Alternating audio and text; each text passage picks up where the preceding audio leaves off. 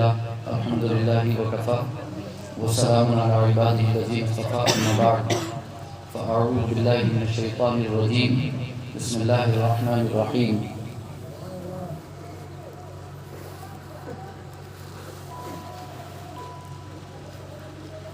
إياك نعبد وإياك نستعين اهدنا الصراط المستقيم صراط الذين أنعمت عليهم غير المغضوب عليهم ولا الضالين صدق الله العظيم ہر درد کی دوا ہے صلی علی محمد، تعویذ ہر بلا ہے صلی علی محمد۔ درود پاک پڑھیں اللہم صلی وسلم علی سیدنا و مولانا محمد معدن الجود والکرم و آلہ و صحبہ و بارک وسلم۔ صلاۃ و سلام علیک یا رسول اللہ، صلاۃ و سلام علیک یا حبیب اللہ یا کریم اللہ وعلی آلک و اصحابک یا شفیعنا عند اللہ۔ اللہ رب العزت کی بارگاہ میں ہم دعا کرتے ہیں پروردگار عالم ہماری اس محفل کو قبول فرمائیں، اس کی برکتوں سے مالا مال فرمائیں۔ سب بیٹھے رہیں ایسے ہی، کوئی بھی پیسہ دینے کے لیے یہاں نہیں آئے، آرام سے بیٹھ کر کے سنیں اطمینان سے۔ اللہم صلی وسلم علی سیدنا و مولانا محمد معدن الجود والکرم و آلہ و صحبہ و بارک وسلم۔ صلاۃ و سلام علیک یا رسول اللہ، صلاۃ و سلام علیک یا حبیب اللہ یا کریم اللہ وعلی آلک و اصحابک یا شفیعنا عند اللہ۔ ہماری یہ محفل جو اس سرزمین پر نبی اکرم صلی اللہ علیہ وسلم کے میلاد پاک کی نسبت سے منعقد کی گئی ہے، بے شک یہ محفل نہایت خیر و برکت والی ہے، اور اس کی خیر و برکت انشاءاللہ العزیز سارا سال جاری رہے گی، اور ہماری نیت سلامت رہے تو ساری زندگی جاری رہے گی انشاءاللہ العزیز۔ اس کی برکتیں ختم ہونے والی نہیں ہیں، اس کی برکتیں ختم ہونے والی نہیں ہیں، اس کی برکتیں ہونے والی نہیں ہیں۔ جہاں پر بھی نبی اکرم صلی اللہ علیہ وسلم کا ذکر ہوتا ہے وہاں پر اللہ کی رحمتوں کا نزول ہوتا ہے، وہاں پر اللہ کی رحمتوں کا۔ علامہ امام سفیان بن عیینہ امام شافعی کے استاذ رضی اللہ تعالی عنہ سے ان کے شاگرد نے پوچھا کہ میں جب حضور کی حدیث بیان کروں تو میری نیت کیا ہونا چاہیے؟ تو انہوں نے ارشاد فرمایا عند ذکر الصالحین تنزل الرحمہ، صالحین کے ذکر کے وقت رحمتوں کا نزول ہوتا ہے، اللہ کی رحمتیں نازل ہوتی ہیں۔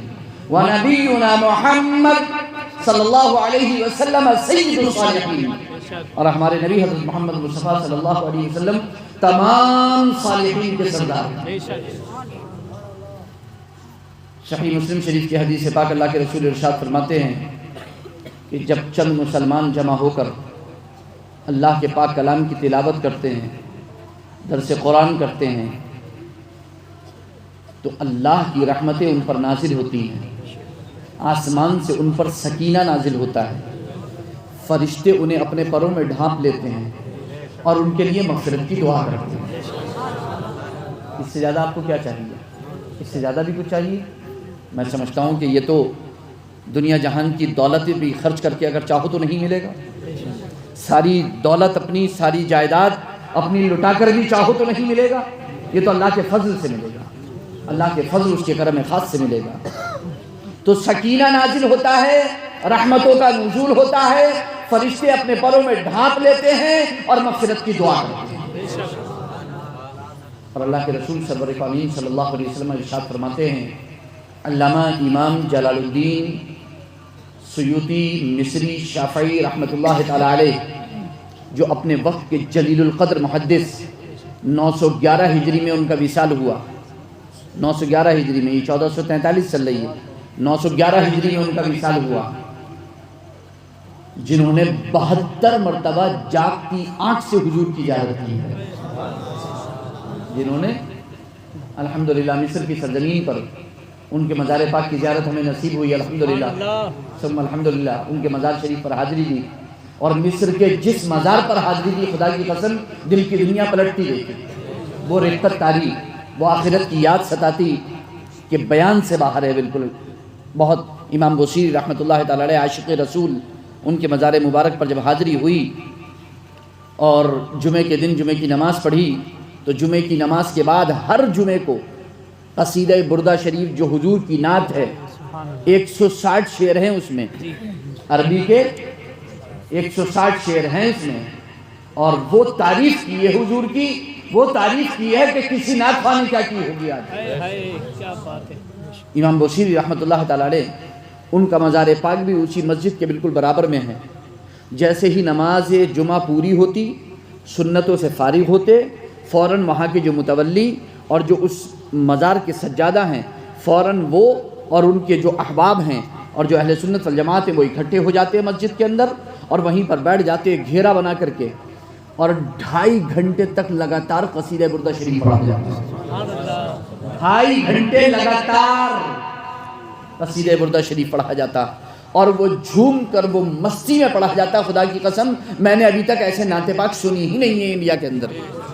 اس مستی میں پڑھا جاتا، اس لگن کے ساتھ، اس جذبے کے ساتھ، اس شوق کے ساتھ قصیدہ بردہ آج تک میں نے ہندوستان کے اندر ایسا نہیں سنا جیسا مصر کی سرزمین پر، اور وہ بھی امام بصیری کے مزار پر سنا۔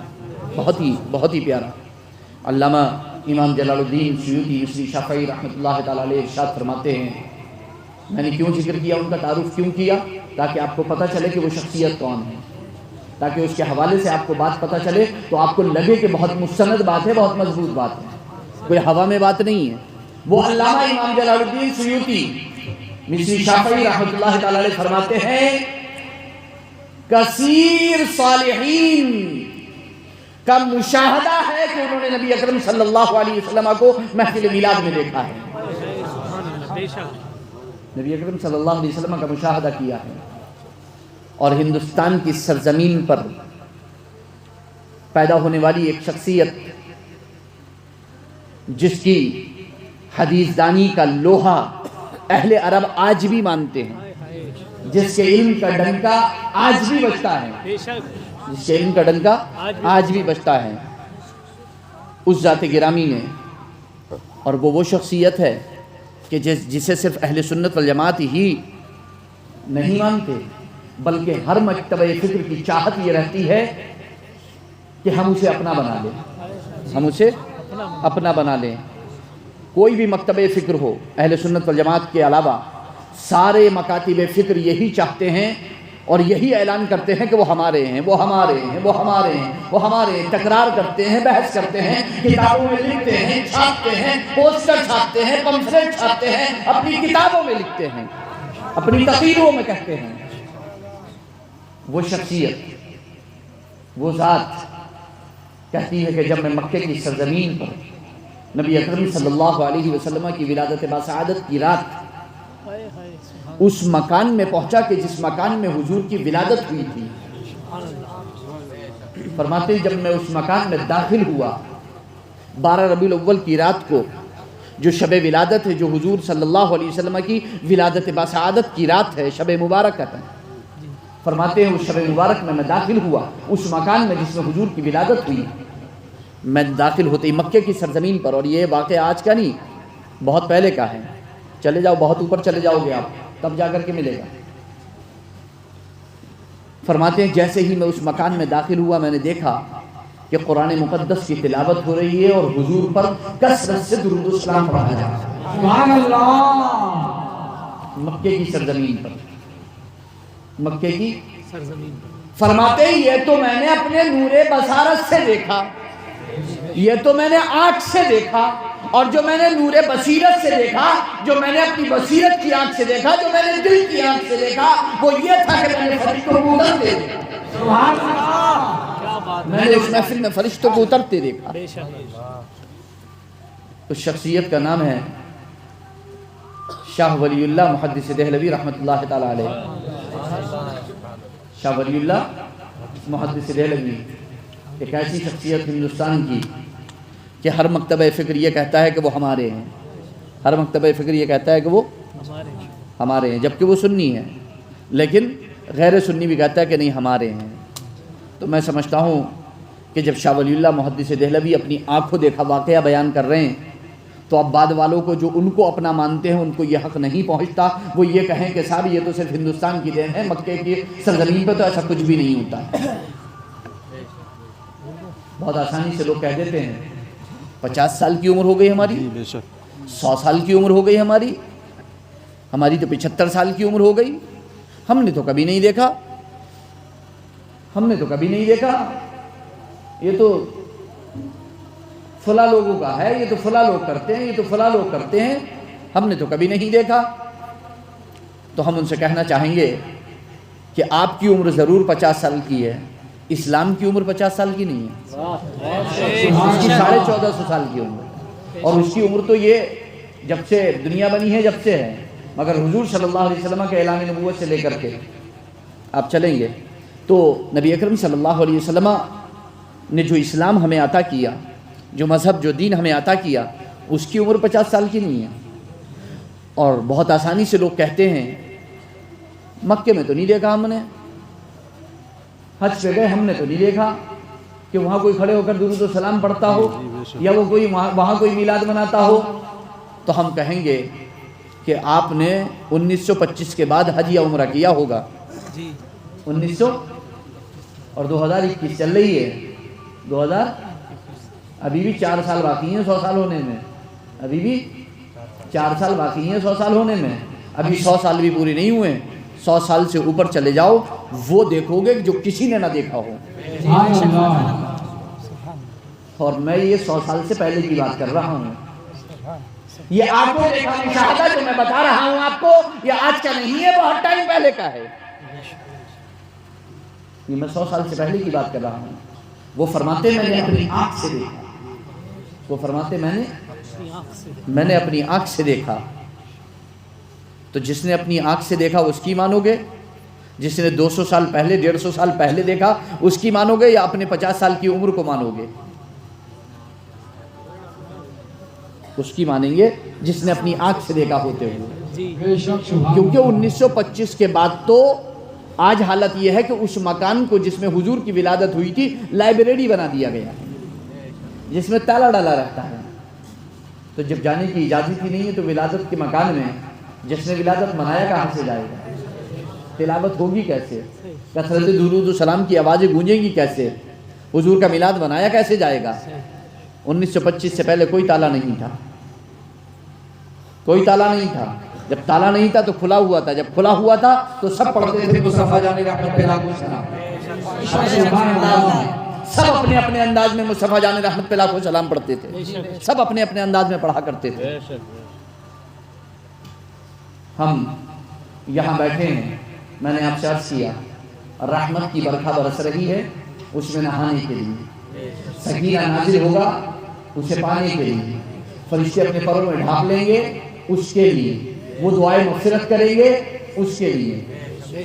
ابھی آپ نے ایک حدیث پاک بیان کی تھی جب آپ نعت پاک پڑھنے کے لیے کھڑے ہوئے درود شریف کے سلسلے میں، حالانکہ محدثین نے فرمایا کہ وہ حدیث نہایت درجے کی ضعیف ہے، اس کی سند نہایت درجے کی ضعیف ہے، مگر پھر بھی اس میں جو بشارت دی گئی ہے کہ وہ جنت کو دیکھ نہ لے جب تک اس دنیا سے نہیں جائے گا، اس کی بہت سارے علماء نے توجیہ پیش کی ہے، اور توجیہ یہ پیش کی ہے کہ قرآن کریم میں اللہ رب العزت ارشاد فرماتا ہے ان الذین قالوا ربنا اللہ ثم استقاموا، سبحان اللہ، ان الذین قالوا ربنا اللہ ثم استقاموا، بے شک وہ لوگ جو کہتے ہیں ہمارا رب اللہ ہے، ہمارا رب اللہ ہے، ہمارا رب اللہ ہے، اسی کی عبادت کرتے ہیں، اسی کی پرستش کرتے ہیں، اسی کی پوجا کرتے ہیں، اسی کی عبادت کرتے ہیں، اسی کو مستحق عبادت جانتے ہیں، اسی کو لائق عبادت جانتے ہیں۔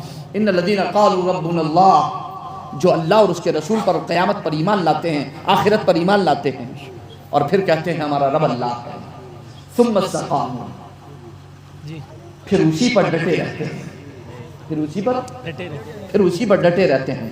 ہمارا رب اللہ، ہمارا رب اللہ، ہمارا پالنہار، ہمارا رازق، ہمارا خالق، ہمیں زندگی دینے والا، ہمیں موت دینے والا، ہمیں خوشی دینے والا، ہمیں اولاد دینے والا، ہم سے غم کو دور کرنے والا اللہ۔ ان الذین قالوا ربنا اللہ ثم استقاموا، پھر اسی پر ڈٹے رہتے ہیں، تتنزل علیہم الملائکہ، فرشتے آتے ہیں ان کے پاس جب ان کی موت کا وقت قریب آتا ہے نا، جب ان کی موت کا وقت قریب آتا ہے نا، تتنزل علیہم الملائکہ، فرشتے آتے ہیں ان کے پاس، کیا کہتے ہوئے آتے ہیں؟ اللہ تخافوا، لا تخافوا ولا تحزنوا، خوف نہ کرو، غمزدہ نہ ہو، رنجیدہ نہ ہو، وابشروا بالجنہ، وابشروا بالجنہ التي كنتم توعدون، تمہارے لیے خوشخبری ہے اس جنت کی جس کا تم سے وعدہ کیا گیا ہے۔ موت کے وقت فرشتے آ کر کے کہیں گے، بشارت دیں گے، اور پھر سونے پر سہاگا ایسا شخص کثرت سے 1000 مرتبہ نہیں کروڑ مرتبہ نبی پر سلام پڑھنے والا ہو، درود و سلام پڑھنے والا ہو، تو اس کی بشارتوں کا عالم کیا ہوگا؟ اس کی بشارتوں کا عالم کیا ہوگا؟ وابشروا بالجنۃ التي كنتم توعدون نحن اولیاؤکم فی الحیات الدنیا وفی الآخرہ، ہم تمہارے اولیاء ہیں دنیا میں بھی اور آخرت میں بھی۔ وَلَكُمْ فِيهَا مَا تَشْتَهِي أَنفُسُكُمْ وَلَكُمْ فِيهَا مَا تَدَّعُونَ، جو تمہارا جی چاہے تمہارے لیے حاضر ہے۔ سبحان اللہ۔ وَلَكُمْ فِيهَا مَا تَدَّعُونَ، اور وہی ہے تمہارے لیے جو تم مانگتے تھے۔ وَلَكُمْ فِيهَا مَا تَدَّعُونَ، تمہارے رب کی جانب سے ہے، تمہارے سب تمہارے رب کی جانب سے ہے یہ، تو بے شک بشارت ہے اس کے لیے جو ایمان لائے، نیک اعمال کرے، اور محمد صلی اللہ علیہ وسلم پر کثرت سے درود و سلام پڑھے، فرشتے ان سے سلام پیش کریں گے، فرشتے ان سے بشارت سنائیں گے۔ اللہ کے رسول سرور کونین صلی اللہ علیہ وسلم ارشاد فرماتے ہیں، جس نے مجھ پر ایک مرتبہ درود پڑھا اللہ اس پر 10 رحمت نازل فرمائے۔ سبحان اللہ۔ اللہ کے رسول ارشاد فرماتے ہیں، ان اول الناس بی یوم القیامہ اکثرهم علی صلاۃ، سبحان اللہ، قیامت کے دن سب سے زیادہ میرے قریب، میرے نزدیک وہی مومن ہوگا جو دنیا میں سب سے زیادہ مجھ پر درود و سلام پڑھتا ہے۔ اللہ کے رسول نے ارشاد فرمایا، اکثر الصلاۃ علی یوم الجمعہ، سبحان اللہ، جمعہ کے دن کثرت سے مجھ پر درود پڑھا کرو، جمعہ کے دن کثرت سے مجھ پر کثرت سے مجھ پر درود پڑھا کرو۔ کیوں؟ فَإِنَّهُ يَوْمٌ مَشْهُودٌ تَشْهَدُهُ الْمَلَائِكَةُ، وہ یوم مشہود ہے، اس دن فرشتے حاضر ہوتے ہیں زمین پر، اس دن فرشتے زمین پر حاضر ہوتے ہیں جمعہ کے دن، اور جس مسجد میں بیٹھے ہو نا، مسجد کے ہر دروازے پر کھڑے ہو جاتے ہیں، ان کے ہاتھ میں ایک رجسٹر ہوتا ہے، جس ترتیب سے جو پہلے آتا ہے اس کا نام پہلے لکھتے ہیں، جو جتنی پہلے آتا ہے اس کا نام اسی فہرست کے مطابق لکھا جاتا ہے، مگر وہ فرشتے نام اسی وقت تک لکھتے ہیں جب تک کہ امام خطبے کے لیے ممبر پر بیٹھ نہیں جاتا، اور جب امام خطبے کے لیے ممبر پر بیٹھ جاتا ہے تو وہ صحیفہ، وہ اپنے صحیفوں کو لپیٹ لیتے ہیں، رجسٹر کو بند کر لیتے ہیں اور خطبہ سننے کے لیے بیٹھ جاتے ہیں۔ آپ یہ تو سوچو کہ فرشتے آپ کے ساتھ خطبہ سنتے ہیں مسجد کے اندر، آپ یہ کیوں سمجھ رہے ہو کہ آپ کی کوئی محفل فرشتوں سے خالی ہوتی ہے؟ جی بے شک۔ ارے آپ کے وجود کو اللہ نے فرشتوں سے خالی نہیں رکھا، 2 فرشتے یہاں بیٹھے ہوئے ہیں۔ آپ سمجھ کیوں رہے ہو؟ آپ سمجھ کیوں نہیں رہے؟ آپ اپنے آپ کو سمجھ کیوں نہیں رہے ہو؟ آپ کیوں نہیں سمجھ رہے ہو کہ آپ کون ہو؟ آپ مسلمان ہو، آپ مومن ہو۔ 4 فرشتے آپ کے آگے، آپ کے پیچھے، آپ کے دائیں، آپ کے بائیں، فرشتے ہی فرشتے رہتے ہیں، اللہ نے مقرر کیے ہیں فرشتے آپ کے لیے۔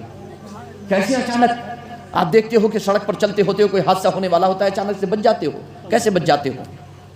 یہ اللہ کی حفاظت ہے، اللہ آپ کی حفاظت فرماتا ہے، اللہ نے محافظ دستہ آپ کو دیا ہوا ہے۔ جب آپ اللہ کی طرف توجہ کرتے ہو، اللہ کی طرف لگاتے ہو، اللہ آپ کی حفاظت فرماتا ہے۔ اللہ کے رسول نے فرمایا کثرت سے مجھ پر درود و سلام پڑھو جمعے کے دن، کیونکہ جمعے کے دن فرشتے زمین پر آتے ہیں، جمعے کے دن بھی فرشتے زمین پر آتے ہیں۔ لیلۃ القدر بھی اسی لیے فضیلت والی ہے کہ اس دن بھی فرشتے زمین پر آتے ہیں۔ اِنَّا أَنزَلْنَاهُ فِي لَيْلَةِ الْقَدْرِ وَمَا أَدْرَاكَ مَا لَيْلَةُ الْقَدْرِ لَيْلَةُ الْقَدْرِ خَيْرٌ مِّنْ أَلْفِ شَهْرٍ تَنَزَّلُ الْمَلَائِكَةُ فِيهَا تَنَزَّلُ الْمَلَائِكَةُ وَالرُّوحُ فِيهَا بِإِذْنِ رَبِّهِمْ مِنْ كُلِّ أَمْرٍ سلام ہی حتی مطلع الفجر. اللہ اکبر. شب قدر، ہم نے شب قدر میں قرآن نازل کیا. قرآن کہتا ہے تم کیا جانو کہ شب قدر کیا ہے. قرآن کہتا ہے دیکھو فضیلت کیسے بیان کی گئی ہے. شب قدر کی فضیلت تو دیکھو کیسے بیان کی جا رہی ہے. تم کیا جانو کہ شب قدر کیا ہے. شب قدر تو 1000 مہینوں سے افضل ہے. 1000 راتوں سے نہیں، 1000 مہینوں سے. شب قدر 1000 مہینوں سے افضل ہے. اس میں فرشتے اور روح الامین آتے ہیں زمین پر، بے شک، اور فجر تک سلامی ہی سلامی رہتی ہے. سبحان اللہ. کون سی رات ہے وہ؟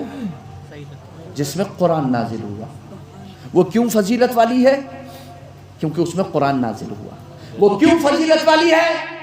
کیونکہ اس میں فرشتے آسمان سے زمین پر آتے ہیں. اس رات کا عالم تو ذرا دیکھو. اس رات کا عالم کیا ہوگا کہ جس میں خود صاحب قرآن تشریف لائے. سبحان اللہ. اس رات کا عالم کیا ہوگا کہ جس میں خود صاحب قرآن تشریف لائے ہیں. جس میں خود صاحب قرآن تشریف لائے ہیں. کہا جاتا ہے کہ تم سب سے زیادہ ماہ ربیع النور ہی میں حضور کا یہ جشن، یہ ذکر کیوں کرتے ہو؟ پورا سال بھی تو پڑا ہے. یہ کیا 12 ربیع الاول آتے ہی لگ جاتے ہو جل سے جلوس کثرت سے. ہاں بے شک ہم کرتے ہیں. اس کی وجہ ہے آپ نے دیکھا ہوگا کہ پوری دنیا کے مسلمان اگر سب سے زیادہ قرآن کی تلاوت کسی مہینے میں کرتے ہیں تو وہ ماہ رمضان ہے. بے شک. کیوں؟ قرآن فرماتا ہے شہر رمضان الذی انزل فیہ القرآن. بے شک. یہ رمضان وہی مہینہ ہے کہ جس میں اللہ نے قرآن نازل کیا ہے. تو جس مہینے میں قرآن نازل ہوا ہے اسی مہینے میں سب سے زیادہ قرآن پڑھا جاتا ہے. سب سے زیادہ اسی مہینے میں قرآن پڑھا جاتا ہے. اور جس مہینے میں صاحب قرآن تشریف لائے ہیں اسی مہینے میں سب سے زیادہ ان کا ذکر کیا جاتا ہے. سبحان اللہ. اور حضور خود فرماتے ہیں سب سے زیادہ روزہ کس دن کا رکھا حضور نے؟ پیر کے دن کا. صحیح مسلم شریف کی حدیث سے باقی کائے کے دن کا؟ پیر کے دن کا. صحابہ نے پوچھا یا رسول اللہ پیر ہی کے دن کا روزہ کیوں رکھتے ہیں آپ؟ فرمایا فیہ ولدت وفیہ انزل علی. یہی وہ دن ہے جس میں میری ولادت ہوئی اور یہی وہ دن ہے جس میں مجھ پر قرآن نازل ہوا. اللہ کے رسول نے اس دن کی فضیلت 2 طرح سے بیان کی. ایک یہ کہ میری ولادت ہوئی، دوسرے یہ کہ مجھ پر قرآن نازل ہوا.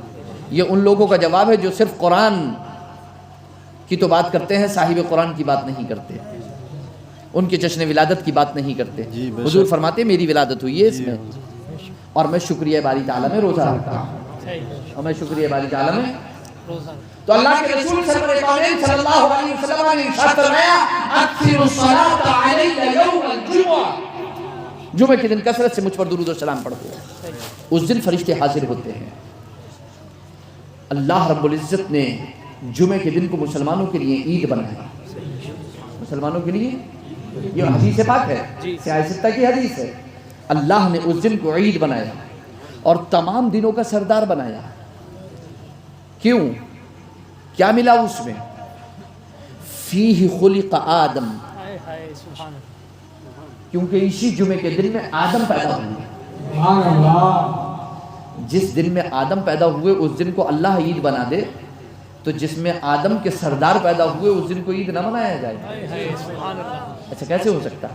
کوئی سوچ سکتا ہے؟ کوئی تصور ملا سکتا ہے کہ جس دن حضرت آدم علیہ السلام پیدا ہوئے اس دن کو عید بنایا گیا، مسلمانوں کے لیے عید بنا دیا گیا.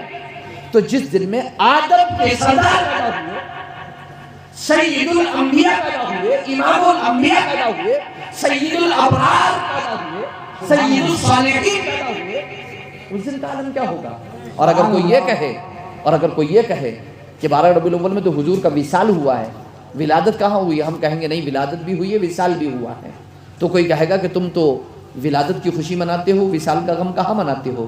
تو ہم اس کو یہ بتا دینا چاہیں گے کہ بخاری کی حدیث ہے، اللہ کے رسول نے فرمایا ہے کہ کوئی بھی شخص کسی کے انتقال پر 3 دن سے زیادہ غم نہ منائے. جناب حضور نے غم منانے سے منع کیا ہے، خوشی منانے سے کہیں منع نہیں کیا ہے. خوشی منانے کا تو حکم دیا اللہ نے بھی اس کے رسول نے. خوشی منانے کا تو اللہ اس کے رسول نے حکم دیا ہے. ہم خوشی مناتے ہیں، ہم نہیں مناتے. ہاں عورت کو ضرور اتنا اختیار دیا ہے کہ وہ ایک لمبی مدت تک اپنے شوہر کی وفات پر جو ہے وہ غم منائے، اس کے علاوہ کسی کو اجازت نہیں ہے، 3 دن سے زیادہ کسی کو اجازت نہیں ہے۔ ہم دیکھتے ہیں کہ ہمارے گھروں میں اگر اللہ نہ کرے کسی کا انتقال ہو جائے تو 8 دن تک 10 دن تک چولہے نہیں جلتے ہیں، کھانے نہیں پکتے ہیں، برابر میں سے آتے رہتے ہیں، ادھر سے آتے رہتے ہیں، ہم کاروبار چھوڑ دیتے ہیں وغیرہ وغیرہ، سب یہ ساری چیزیں ہوتی ہیں۔ نہیں، مردوں کو اس کی اجازت نہیں ہے۔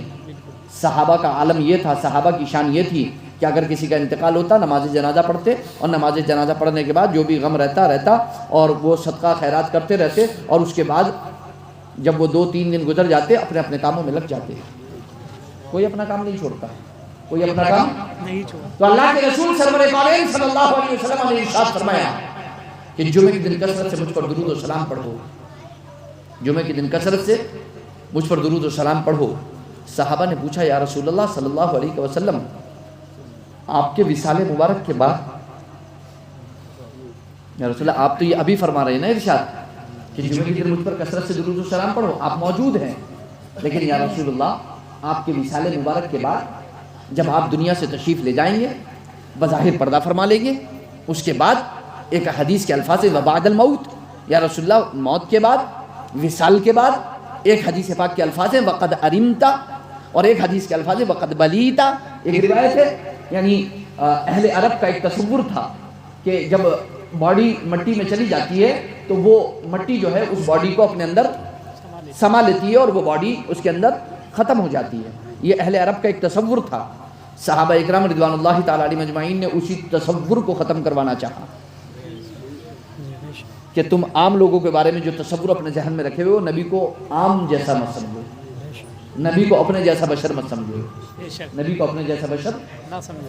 عرض یا رسول اللہ وبعد الموت، یا رسول اللہ وصال مبارک کے بعد جواب کیا ہونا چاہیے تھا؟ ہاں وصال کے بعد بھی پڑھو، اتنا ہی تو جواب ہونا چاہیے نا، یا مت پڑھو، اتنا ہی جواب ہونا چاہیے نا۔ لیکن اللہ کے رسول نے جواب کیا دیا؟ حدیث پاک کیا ہے؟ صحیح حدیث پاک میں کیا ہے؟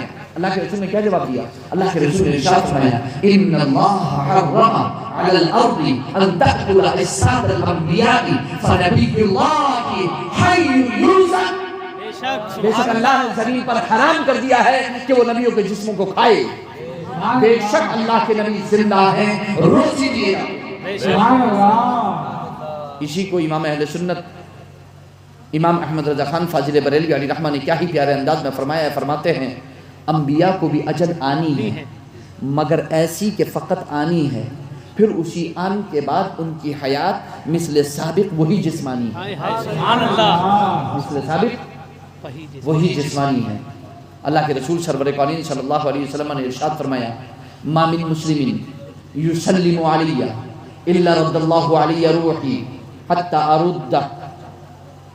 اللہ کے رسول سرور کونین صلی اللہ علیہ وسلم ارشاد فرماتے ہیں دنیا کا کوئی مسلمان کسی خطے میں، کسی ملک میں، کسی شہر میں، کسی بستی میں، کسی بھی جگہ میں رہنے والا مجھ پر سلام نہیں پڑھتا مگر یہ کہ اللہ نے میری روح پلٹا دی ہوئی ہے، میں اس کے سلام کا جواب دیتا ہوں۔ سبحان اللہ۔ میں اس کے سلام کا جواب دیتا ہوں، میں اس کے سلام کا جواب دیتا ہوں، میں اس کے سلام کا جواب۔ اور ایک حدیث پاک میں تو امام طبرانی نے ذکر کی ہے، یہ ہے کہ جب ہم درود و سلام پڑھتے ہیں نبی صلی اللہ علیہ وسلم کی بارگاہ میں تو اللہ نے کچھ فرشتے مقرر کر رکھے ہیں جن کی ڈیوٹی صرف اتنی ہے کہ جہاں پر بھی عاشقان مصطفیٰ درود و سلام کا نذرانہ پیش کریں وہ درود و سلام لے جا کر کے نبی کی بارگاہ میں پیش کرتے ہیں۔ اور پیش بھی کیسے کرتے ہیں؟ پہلے وہ اپنے رب کے پاس پہنچتے ہیں اور رب کی بارگاہ میں جا کر کے عرض کرتے ہیں پروردگار عالم تیرے حبیب کے فلاں امتی نے تیرے حبیب پر درود پڑھا ہے، درود پیش کیا ہے، درود و سلام پیش کیا ہے۔ اللہ رب العزت ارشاد فرماتا ہے جاؤ میرے حبیب کو جا کر کے اس کا نام بتا دینا کہ فلاں نے آپ پر درود و سلام پڑھا ہے۔ اللہ کے رسول سرور کونین صلی اللہ علیہ وسلم ارشاد فرماتے ہیں ان احدا لن يصلي علی الا عرضت علی الصلاة حتى يفرغ منها۔ اللہ کے رسول فرماتے ہیں تم میں سے کوئی بھی درود و سلام سے فارغ نہیں ہو پاتا کہ اس کے فارغ ہونے سے پہلے ہی اس کا درود و سلام میری بارگاہ میں پہنچ جاتا ہے، اس کا درود و سلام میری بارگاہ میں، اس کا درود و سلام میری بارگاہ میں پہنچ جاتا ہے۔ آپ دیکھیں تو ذرا صحیح کہ اس کا درود و سلام میری بارگاہ میں پہنچ جاتا ہے۔ تو ہمیں چاہیے کہ ہم کثرت سے درود و سلام پڑھیں، ایک صحابی نے عرض کیا یا رسول اللہ صلی اللہ علیہ وسلم میں آپ پر درود و سلام پڑھنا چاہتا ہوں، میں جو دعا کرتا ہوں میری دعا کا ایک مقرر وقت ہے، میں اس وقت میں دعا کے وقت میں سے کچھ وقت آپ پر درود و سلام پڑھنا چاہتا ہوں، یعنی دعا کے وقت کو مختصر کر لوں گا تھوڑا سا، اور جو حصہ بچے گا اس میں آپ پر درود و سلام پڑھوں گا۔ اللہ کے رسول نے فرمایا پڑھو، اچھی بات ہے، اور زیادہ کرو گے تو اچھا ہے، اور زیادہ کرو گے تو اور اچھا ہے۔ انہوں نے عرض کیا اللہ کے رسول تو میں ایک حصہ درود پڑھنا چاہتا ہوں، 4 حصے کرو گے 1 گھنٹے کے 15 منٹ ہو گئے نا مثال کے طور پر، یعنی میں 15 منٹ پڑھنا چاہتا ہوں مثال کے طور پر۔ اللہ کے رسول نے فرمایا پڑھو، اچھی بات ہے، اور زیادہ کرو گے تو اچھا ہے۔ عرض کیا اللہ کے رسول پر میں ایسا کرتا ہوں کہ میری جو کل دعا کا وقت ہے اس کا آدھا حصہ دعا اور آدھا حصہ آپ پر درود و سلام۔ اللہ کے رسول نے ارشاد فرمایا پڑھو اور زیادہ کرو گے تو اچھا ہے۔ عرض کیا اللہ کے رسول پھر میں ایسا کرتا ہوں کہ پون حصہ، پاؤ نہیں اب، پون حصہ، تہائی حصہ میں آپ پر درود و سلام پڑھنا چاہتا ہوں۔ اللہ کے رسول نے فرمایا پڑھو اور زیادہ کرو گے تو اچھا ہے۔ عرض کیا اللہ کے رسول پھر میں جتنا بھی میری دعا کے لیے میں نے وقت رکھا ہے اس پورے وقت میں صرف آپ پر درود و سلام ہی پڑھنا چاہتا ہوں۔ اللہ کے رسول سرور کونین صلی اللہ علیہ وسلم نے ارشاد فرمایا پھر تو اللہ رب العزت تمہاری ہر جائز ضرورت کو پورا فرما دے گا۔ سبحان اللہ، اللہ رب العزت تمہاری ہر جائز ضرورت کو پورا فرما دے گا۔ تو ہمیں چاہیے کہ ہم کثرت سے درود و سلام پڑھیں، اس لیے علماء اہل سنت آپ کو دکھائی دیتے ہیں، وہ کہتے ہیں کہ کثرت سے جمعے کے روز حضور پر درود و سلام پڑھا کرو، کیونکہ حضور اللہ کا حکم ہے کہ نبی پر درود و سلام پڑھو، اللہ کا حکم ہے کہ نبی پر درود و سلام پڑھو، اور حضور نے خاص طور پر ارشاد فرمایا کہ جمعے کے دن تو کثرت سے پڑھا کرو، جمعے کے دن تو کثرت سے پڑھا کرو، کیونکہ کثرت سے فرشتے زمین پر آتے ہیں تو کثرت سے پڑھا کرو، کثرت سے فرشتے زمین پر آتے ہیں، کثرت سے پڑھا کرو۔ اور ایک عاشق کو کیا چاہیے، ایک جانثار کو کیا چاہیے، ایک غلام کو کیا چاہیے، نبی اکرم صلی اللہ علیہ وسلم سے سب قریب ہی تو رہنا چاہتے ہیں، کوئی دور رہنا چاہتا ہے، کوئی دور رہنا نہیں چاہتا، سب پاس رہنا چاہتے ہیں، سب قریب رہنا چاہتے ہیں۔ ہم سب چاہتے ہیں کہ ہم حضور کے قریب رہیں، ہم سب چاہتے ہیں کہ ہم حضور کے پاس رہیں، ہم سب چاہتے ہیں کہ انبیاء صدیقین شہداء صالحین کے ساتھ رہیں، ہم سب چاہتے ہیں کہ ہم غوث و خواجہ کی صف میں ان کے ساتھ شامل رہیں، ہم ان کے ساتھ رہیں۔ تو یقیناً بے شک پھر ہمیں وہی کرنا ہوگا جو وہ لوگ کرتے تھے، پھر ہمیں وہی کرنا ہوگا جو محبوب کو پسند ہے۔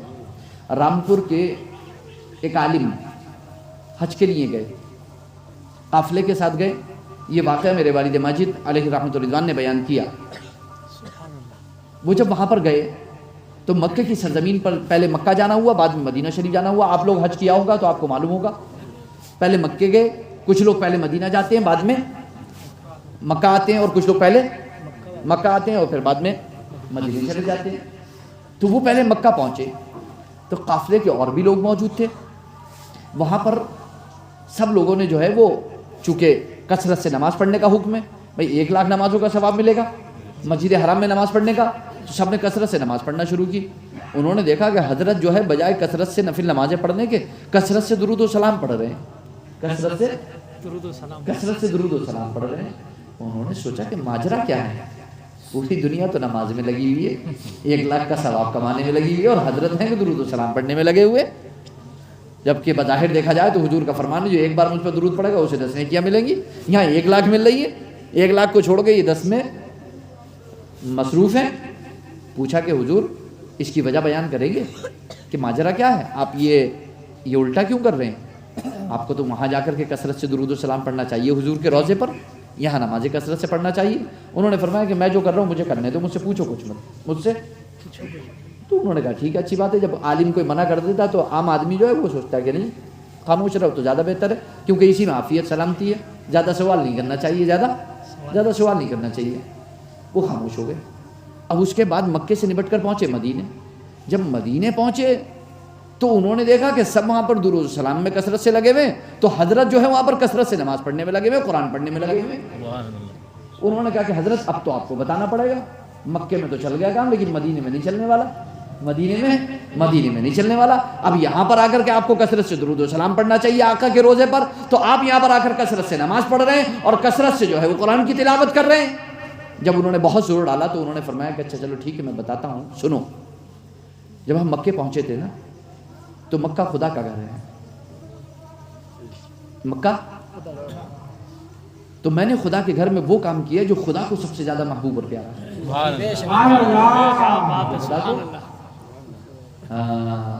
خدا خود درود پڑھتا ہے، اس کے فرشتے درود پڑھتے ہیں، تو میں نے وہاں وہ کام کیا جو خدا کو بہت پیارا ہے۔ اور جب میں مدینے پہنچا نا تو میں نے یہ دیکھا کہ حضور کو سب سے زیادہ کیا پیارا ہے، تو پھر میں نے دیکھا کہ حضور کو نماز اور قرآن کی تلاوت سب سے زیادہ پیاری ہے، تو پھر میں نے یہاں پر حضور کی چاہت کے مطابق کام کیا۔ وہاں میں نے وہ کیا جو رب کو سب سے زیادہ پسند ہے، اور یہاں میں نے وہ کیا جو حضور کو سب سے زیادہ پسند ہے۔ بے شک۔ اب اس کا مطلب یہ نہیں ہے میں آپ سے یہ کہہ رہا ہوں کہ آپ جا کر کے اسی الٹی ترتیب سے کرنا، نہیں، آپ جیسے کرتے ہو ویسے ہی کرنا، لیکن امام اہل سنت کیا فرماتے ہیں؟ طیبہ نہ صحیح افضل، مکہ ہی بڑا ظاہر۔ طیبہ نہ صحیح افضل، طیبہ یعنی مدینہ، طیبہ نہ صحیح افضل، مکہ ہی بڑا ظاہر۔ ہم عشق کے بندے ہیں، کیوں بات بڑھائی ہے؟ ہم عشق کے بندے ہیں، وہ عشق والی بات تھی، وہ عشق والی بات تھی، ہم عشق کے بندے ہیں، کیوں بات بڑھائی ہے؟ جب عشق کی بات آتی ہے تو پھر معاملات بہت دیگرگوں ہوتے ہیں۔ عشق کی بات جب آتی ہے تو حالات دیگرگوں ہوتے ہیں۔ ہم خدا کی قسم، اگر ہمیں سچا مسلمان بننا ہے تو صحابہ کے اندر جو عشق مصطفیٰ تھا وہ ہمیں اپنے اندر لانا ہوگا، اپنی نسل کے اندر لانا ہوگا، اپنے بچوں کے اندر لانا ہوگا، انہیں گھٹی میں پلانا ہوگا۔ اور اگر ہم نے ایسا نہیں کیا تو یاد رکھنا کہیں نہ کہیں ہم قصوروار ضرور رہیں گے، ہم مجرم ضرور رہیں گے۔ اللہ نہ کرے، خدا نہ کرے کہیں ایسا نہ ہو کہ اس قصور کی، اس جرم کی سزا ہم کو ملے۔ نہیں، جب ہم گھول کر کے اپنے بچوں کو گھٹی میں پلا دیں گے نا عشق مصطفیٰ کو، پھر بالکل بے فکر ہو جانا دنیا اور آخرت دونوں سے۔ جب گھول کر کے پلا دو گے تو وہ کبھی مصطفیٰ کے سیرت کے خلاف جائے گا ہی، مصطفیٰ کی پیاری سیرت کو اپنائے گا، مصطفیٰ کی پیاری پیاری اداؤں کو اپنائے گا، پیاری پیاری اداؤں کے سانچے میں اپنے کو ڈھالے گا، اپنی سیرت بھی، اپنی صورت بھی اور کردار میں اور سانچے میں ڈھال کر کے پھر زندگی گزارے گا۔ خدا کی قسم اس کی بھی زندگی کامیاب، آپ کی بھی زندگی کامیاب۔ صحابہ اکرام رضوان اللہ تعالی علیہم اجمعین نے یہی محبت، یہی جذبہ، یہی شوق اپنے سینوں میں رکھا۔ کیسی محبت کرتے تھے صحابہ اکرام رضوان اللہ تعالی علیہم اجمعین۔ یاد کرو صلح حدیبیہ کا واقعہ، عروہ بن مسعود آئے تھے دیکھنے کے لیے، آئے تھے کچھ عہد و پیمان کے لیے، آئے تھے کچھ بات چیت کرنے کے لیے۔ انہوں نے دیکھا کہ چلو ایک آنکھ یہ تو دیکھ لوں، کوئی بات نہیں، کفار و مشرکین ہم لوگ تو تیاری کر ہی رہے ہیں جنگ کی، اور ہم لوگ تو تیار ہیں ہی جنگ کے لیے اور لڑی رہے ہیں، یہ تو مٹھی بھر مسلمان ہیں، یہ تو مٹھی بھر مسلمان ہیں، ان کے پاس کھانے پینے کے لیے بھی زیادہ نہیں ہے، کوئی کاروبار نہیں ہے، کوئی تجارت نہیں ہے، کچھ نہیں ہے، یہ تو بھوکے پیاسے لوگ ہیں۔ لاؤ ذرا ایک نظر یہ تو ڈال لوں کہ جنگ میں اڑے کیسے رہتے ہیں، جنگ میں ارے بھوکے پیاسے ہیں، کھانے کے لیے نہیں ہے، پہننے کے لیے کپڑا صحیح سے نہیں ہے، سر ڈھانکنے کے لیے چھت نہیں ہے، آندھی طوفان بارش ساری چیزیں سب اپنے اوپر برداشت کرتے ہیں، ان کے پاس کچھ نہیں ہے۔ ذرا یہ تو دیکھوں کہ ان کی تیاری کیا ہے، جنگ میں ایسے اڑے کیسے رہتے ہیں۔ مٹھی بھر مسلمان اور پوری بڑی فوجوں کے سامنے ایسے جم جاتے ہیں، ان کے پاؤں لرزتے نہیں، کانپتے نہیں ہیں، اور ایسے فولاد بن جاتے ہیں، پہاڑ بن جاتے ہیں، پتھر بن جاتے ہیں۔ دشمن کانپ جاتا ہے، لرز جاتا ہے۔ انہوں نے دیکھنے کی کوشش کی، جب دیکھا تو انہوں نے دیکھا کہ نبی اکرم صلی اللہ علیہ وسلم مسجد نبوی میں تشریف فرما ہے۔ کہاں پر؟ مسجد نبوی میں تشریف فرما ہے، اور حضور وضو فرما رہے ہیں، حضور، اور صحابہ کا جھنگٹ ہے، صحابہ کا جھرمٹ ہے، صحابہ حضور کو گھیرے ہوئے ہیں، حضور وضو فرما رہے ہیں۔ حضور، بخاری شریف کی حدیث سے پاک ہے، جب حضور وضو فرماتے ہیں تو حضور کے وضو کا پانی، جسے غسالہ کہتے ہیں، حضور کے وضو کا پانی زمین پر آتا ہے۔ خدا کی قسم وہ کہتے ہیں، ابھی حالت ایمان میں نہیں ہے، ابھی حالت ایمان میں نہیں ہے، لیکن وہ کہتے ہیں کہ خدا کی قسم میں نے دیکھا کہ حضور کا پانی حضور کے چہرے سے لگ کر کے زمین پر آنے نہیں پاتا کہ صحابہ اپنے چہروں کا غازہ بنا لیتے ہیں، اپنی آنکھوں کا سرما بنا لیتے ہیں، اپنے سینے پر مل لیتے ہیں، اپنے چہرے پر مل لیتے ہیں، اپنے ہاتھوں پر مل لیتے ہیں، اپنے پیشانی پر مل لیتے ہیں، اپنے سینے پر مل لیتے ہیں، اپنے جسم پر مل لیتے ہیں۔ اور اگر کسی کے ہاتھ نہیں آتا تو وہ ساتھی کے ہاتھ کی تری لے کر کے اسی کو مل لیتا ہے۔ کہتے ہیں کہ میں دیکھتا ہوں کہ مصطفیٰ اگر کھکارتے ہیں تو وہ کھکار وہ تھوک زمین پر گرنے سے پہلے صحابہ اسے اپنے چہروں کا غازہ بنا لیتے ہیں، اپنے چہروں پر مل لیتے ہیں، اور ان کی حالت یہ ہوتی ہے، انہوں نے خود بیان کیا ہے، ان کی حالت یہ ہوتی ہے کہ دیکھنے والے ایسا دیکھیں، دیکھنے والوں کو ایسا لگے گا کہ یہ تو لڑ رہے ہیں، یہ تو عنقریب لڑ جائیں گے، بھڑ جائیں گے ایک دوسرے سے، قتل و غارت گری ہو جائے گی، ایسا لگے گا کہ ایک دوسرے سے چپٹ جائیں گے، جنہیں کیا کر دیں گے، لیکن وہ لڑتے نہیں تھے، وہ لڑتے نہیں تھے، وہ حضور کا وضو کا پانی لینے کے لیے اور حضور کی کھکال لینے کے لیے ایک دوسرے پر سبقت لے جانے کی کوشش کرتے تھے۔ وہ یہ بتاتے تھے کہ جو بڑھ کے لے جام مینا اسی کا ہے، جو بڑھ کے لے جام مینا اسی کا ہے، وہ اسی کوشش میں لگے رہتے، وہ اسی کوشش میں لگے رہتے تھے، اسی کوشش میں لگے رہتے تھے۔ انہوں نے یہ حالات دیکھے، خیر صلح تو ہو گئی، وہ آ تو گئے واپس آنے کے بعد انہوں نے کفار مکہ سے، مشرکین مکہ سے کہا کہ ایسا کرو، واپسی کا ارادہ کر لو، محمد سے جنگ کا ارادہ چھوڑ دو۔ انہوں نے کہا اے عروہ، تم ہمیں بزدل بنا رہے ہو، تم ہمیں ڈرا رہے ہو، تم ہمیں بزدل بنا رہے ہو۔ عروہ بن مسعود نے کہا میں تمہیں بزدل نہیں بنا رہا ہوں، میں تمہیں ڈرا نہیں رہا ہوں، مگر خدا کی قسم جو میری آنکھ نے دیکھا ہے، نہ میں نے کسریٰ کے دربار میں دیکھا، نہ قیصر کے دربار میں دیکھا، نہ میں نے شاہ حبشہ کے دربار میں دیکھا، میں نے نجاشی کے دربار میں، بڑے بڑے درباروں میں گیا ہوں، سپر پاور جو ہے مخفی، میں ان کے درباروں میں گیا ہوں، مگر میں نے ایسا کسی دربار میں نہیں دیکھا۔ سبحان اللہ۔ فرماتے ہیں میں نے کسی بادشاہ کے درباریوں کو بادشاہ کی تعظیم کرتے ہوئے نہیں دیکھا، ما يعظم اصحاب محمد محمدا، کہ جیسی تعظیم محمد کے صحابہ محمد کی کرتے ہیں، سبحان اللہ، سبحان اللہ۔ جیسی تعظیم محمد کے صحابہ محمد کی کرتے ہیں۔ خدا کی قسم یہ وہ ہے جنہوں نے آنکھ سے دیکھا۔ میں پھر عرض کروں گا کہ اسے مانو جنہوں نے آنکھ سے دیکھ کر کے بیٹھے، دوسروں کے کہنے میں اور بہکاوے میں نہیں آنا چاہیے۔ وہ مانو جو قرآن میں لکھا ہوا ہے، وہ مانو جو حدیثوں میں لکھا ہوا ہے، کیونکہ حدیثوں میں وہی لکھا ہوا ہے جو انہوں نے اپنی آنکھ سے دیکھا۔ سبحان اللہ۔ بہت تعظیم کرتے تھے، بہت تعظیم کرتے تھے صحابہ اکرام رضوان اللہ تعالی علیہم اجمعین۔ اور کیسی تعظیم، کیسی تعظیم، حضور کے رومال مبارک کی تعظیم، کیسی تعظیم، جس سے حضور اپنا پسینہ پوچھتے تھے، اس رومال کو وہ اپنے پاس رکھتے تھے، اسے انہوں نے دسترخوان بنا لیا تھا، برکت کے لیے اس پر کھانا کھاتے تھے، اور جانتے اسے دھوتے کیسے تھے؟ پانی سے نہیں، آگ میں ڈال کر کے۔ جب ایک مہمان ایک صحابی کے گھر آئے تو انہوں نے دیکھا کہ انہوں نے کپڑا آگ میں ڈالا، تھوڑی دیر کے بعد جب نکالا تو بالکل سفید ہو رہا تھا، بالکل صاف شفاف۔ تو وہ کہنے لگے کہ یہ کپڑا تم نے آگ میں ڈال دیا، یہ جلا نہیں؟ انہوں نے کہا نہیں، کیونکہ اس میں حضور کا پسینہ ہے، کیونکہ اس میں حضور کا پسینہ ہے۔ حضور کے صحابہ، حضور کے بالوں کی تعظیم، حضور کے قمیص مبارک کی تعظیم۔ حضرت ام سلمہ رضی اللہ تعالیٰ عنہ، ام المؤمنین حضرت ام سلمہ رضی اللہ تعالیٰ عنہ، ان کے پاس حضور کے کچھ بال تھے، حضور کے کچھ منہ مبارک کچھ بال تھے، وہ ان کے پاس رکھے ہوئے تھے، انہوں نے ایک بوتل میں ڈال کے رکھ لیے تھے، 2 بال تھے، وہ انہوں نے بوتل میں ڈال کے رکھ لیے تھے اور اس کا پانی بھر لیا تھا۔ صحابہ فرماتے ہیں کہ مدینے میں جب بھی کوئی بیمار ہوتا تو ہم ام سلمہ کے پاس پہنچ جاتے اور کہتے کہ ذرا تھوڑا سا پانی دے دینا۔ سبحان اللہ۔ حضور کے منہ مبارک کا وہ پانی اپنے بیماروں کو پلا دیتے، شفا مل جاتی، اپنے بیماروں کو پلا دیتے، وہ صحابہ کو شفا مل جاتی۔ حضرت عائشہ، حضرت صدیق اکبر کی بیٹی، ان کے پاس حضور کا ایک قمیص تھا، جبہ تھا۔ جب حضرت عائشہ کا انتقال ہوا تو ان کی بڑی بہن حضرت ابوبکر کی بڑی بیٹی حضرت اسماء، حضرت عائشہ کی بڑی بہن حضرت اسماء، وہ جبہ حضرت عائشہ سے ان کے پاس آ گیا حضرت عائشہ کے انتقال کے بعد، وہ انہوں نے اپنے پاس رکھ لیا۔ صحیح مسلم شریف کی حدیث پاک ہے، کیا ہے؟ فرماتی ہیں نغتسلها للمرضى ونستشفي بها، ہم نے اسے دھو کر کے اس کا پانی اپنے پاس رکھ لیا ہے، اس کا غسالہ اپنے پاس رکھ لیا ہے، مدینے میں جو بھی بیمار ہوتا ہے اسے پلا دیتے ہیں، وہ شفا پا جاتا ہے۔ قرآن کریم میں کیا ہے؟ قرآن کریم میں کیا ہے؟ تابوت سکینہ کا ذکر، تابوت، پارہ نمبر 2 کے بالکل آخر میں، پارہ نمبر 2 کے آخری رکوع سے اوپر والا جو رکوع ہے اس میں کیا ہے؟ اللہ رب العزت ارشاد فرماتا ہے وَقَالَ لَهُمْ نَبِيُّهُمْ ان اللہ قد بعث لکم طالوت ملکا، طالوت ملکا۔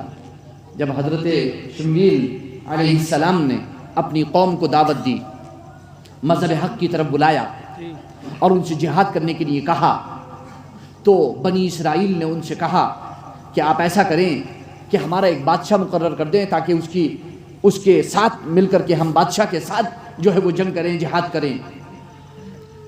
تو طالوت کو بادشاہ بنا کر کے بھیجا گیا، طالوت کو بادشاہ بنا کر کے بھیجا گیا، اور پھر اس کے ساتھ ایک تابوت بھیجا گیا، اور یہ کہا گیا کہ جو بادشاہ تمہارے پاس آنے والا ہے اس کی علامت اور نشانی یہ ہوگی کہ اس کے پاس ایک تابوت ہوگا، جسے تابوت سکینہ کہا جاتا ہے، جسے تابوت سکینہ کہا جاتا ہے، 3 ہاتھ لمبا 2 ہاتھ چوڑا تابوت سکینہ ہوگا۔ اس کے پاس کیا ہوگا؟ تابوت ہوگا، فیہ سکینہ، اس میں سکینہ ہوگا۔ وَبَقِيَّةٌ مِّمَّا تَرَكَ آلُ مُوسَىٰ وَآلُ هَارُونَ تَحْمِلُهُ الْمَلَائِكَةُ، سبحان اللہ۔ اور اس میں حضرت موسیٰ اور حضرت ہارون علیہ السلام کے کچھ بقایا، کچھ تبرکات ہوں گے ترکے کے، اور فرشتے اسے اٹھائے ہوئے ہوں گے تابوت کو۔ کیا تھا اس تابوت میں؟ حضرت موسیٰ علیہ السلام کا عصا، حضرت موسیٰ علیہ السلام کا عصا، اور توریت کی کچھ ٹکڑیاں، کچھ تختیاں اس کے اندر، اور حضرت ہارون علیہ السلام کا امامہ شریف، حضرت موسیٰ علیہ السلام کے نالین شریف اور عصا شریف، حضرت ہارون کا امامہ، یہ تبرکات تھے اس تابوت کے اندر۔ جانتے ہو بنی اسرائیل کیا کرتے تھے؟ بنی اسرائیل جب جنگ میں جاتے تھے اس تابوت کو آگے رکھ دیتے تھے اور اللہ سے دعا کرتے تھے، اے اللہ اس تابوت کے وسیلے سے تو ہمیں فتح عطا فرما۔ سبحان اللہ۔ کیا تھا اس تابوت میں؟ نبی کا امامہ، نبی کی جوتیاں، نبی کا عصا، اور بنی اسرائیل دعا کرتے ہیں اللہ اس کے صدقے میں، اس کے وسیلے سے تو ہمیں فتح عطا فرما، اور اللہ ان کو فتح عطا فرماتا۔ یاد کرو قرآن کریم میں سورہ یوسف کے اندر جب حضرت یعقوب علیہ السلام کی آنکھوں کی روشنی بینائی چلی گئی یوسف کی یاد میں روتے روتے، تو جب حضرت یوسف علیہ السلام کو مصر کی سرزمین پر یہ پتہ چلا کہ میرے والد حضرت یعقوب علیہ السلام کی آنکھوں کی روشنی چلی گئی، تو جو قافلہ کنعان کو واپس آ رہا تھا مصر سے، حضرت یوسف علیہ السلام نے اس قافلے سے کہا جس میں ان کے بھائی بھی تھے، ان سے کہا کہ جاؤ ابا جان کے پاس چلے جاؤ، اذهبوا بقمیصی ھذا فالقوه علی وجه ابی یأتی بصیرا، میرا یہ قمیص لے جاؤ ابا جان کے چہرے پر ڈال دینا، ان کی آنکھوں کی روشنی واپس آ جائے گی۔ سبحان اللہ۔ تو قرآن کریم نے صحابہ اکرام نے ہمیں بتایا ہے کہ کیسے تعظیم کرنا ہے انبیاء اکرام کی، کیسے تعظیم کرنا ہے حضور کی، صرف حضور ہی کی نہیں بلکہ جس چیز کو ان محبوب بندوں سے نسبت ہو جائے اس کی بھی تعظیم کرنا۔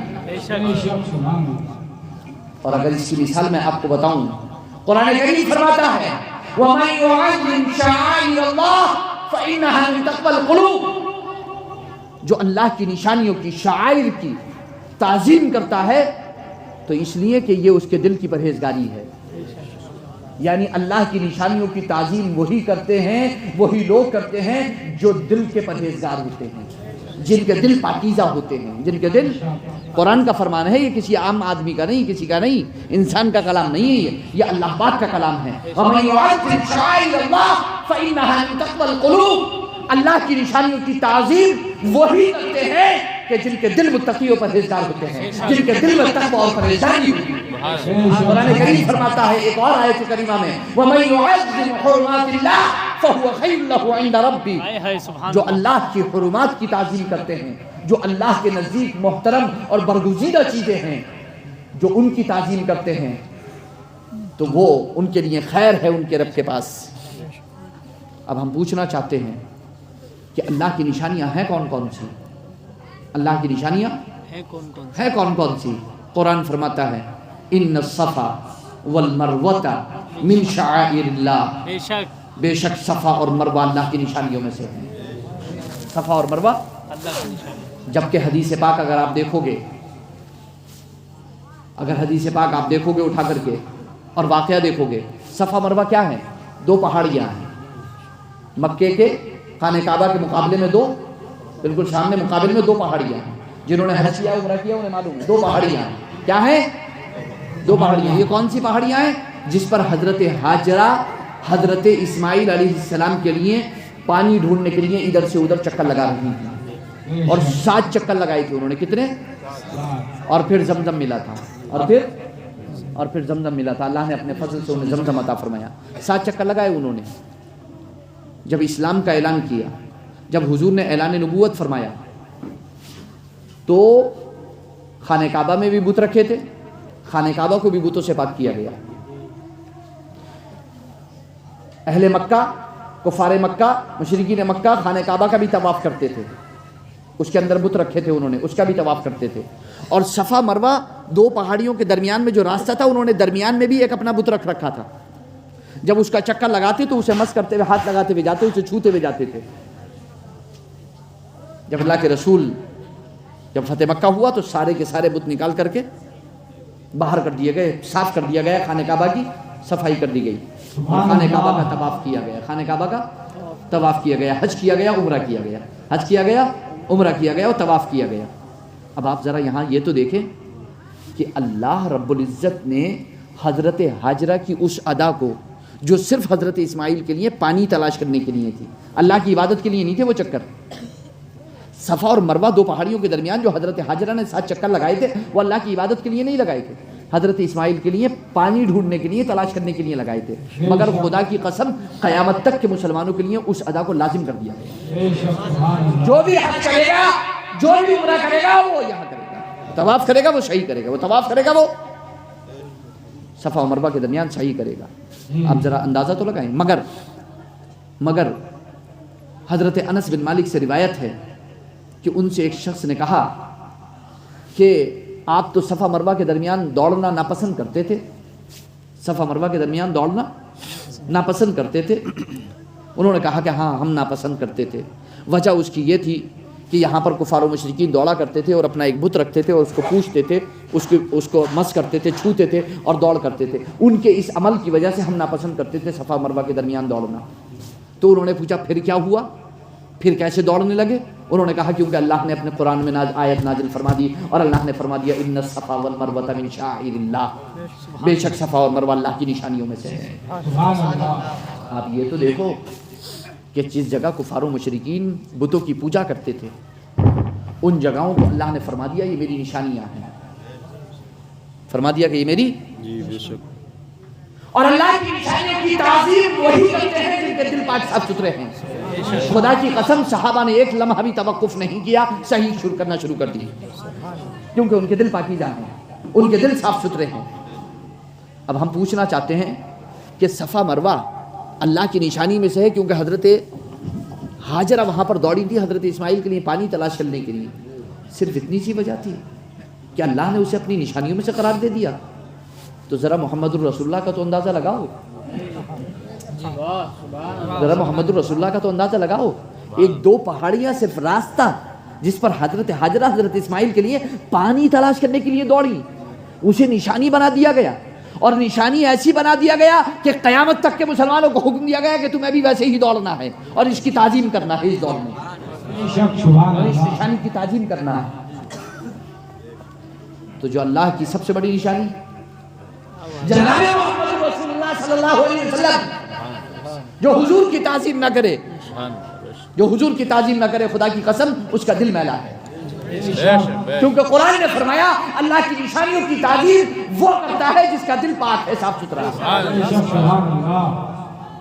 وَاتَّخِذُوا مِن مَّقَامِ إِبْرَاهِيمَ مُصَلًّى، وہ پتھر کہ جس پر حضرت ابراہیم علیہ السلام نے کھڑے ہو کر کے خانہ کعبہ کی تعمیر کی، جس میں حضرت ابراہیم علیہ السلام کے پاؤں کے نشان ہیں، اس کو مصلی بنا دیا گیا اور حکم دیا گیا کہ وہیں جا کر کے جہاں نشان قدم ہے ابراہیم کا، وہیں جا کر کے نماز ادا کرو۔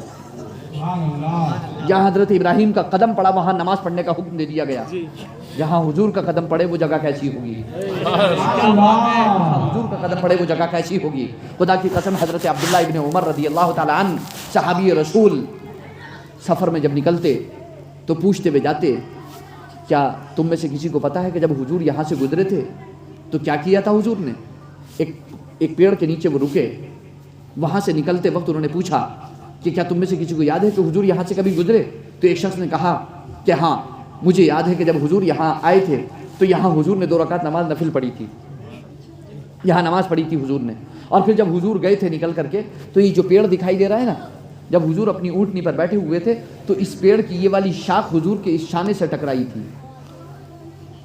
हजरत अब्दुल्ला इब्न उमर अपनी सवारी पीछे लाए और सवारी पीछे लाके उस शाख के नीचे से गुजरे और उससे अपने कांधे को लगा करके गुजरे, क्योंकि वो शाख हुजूर के कांधे से टकराई थी।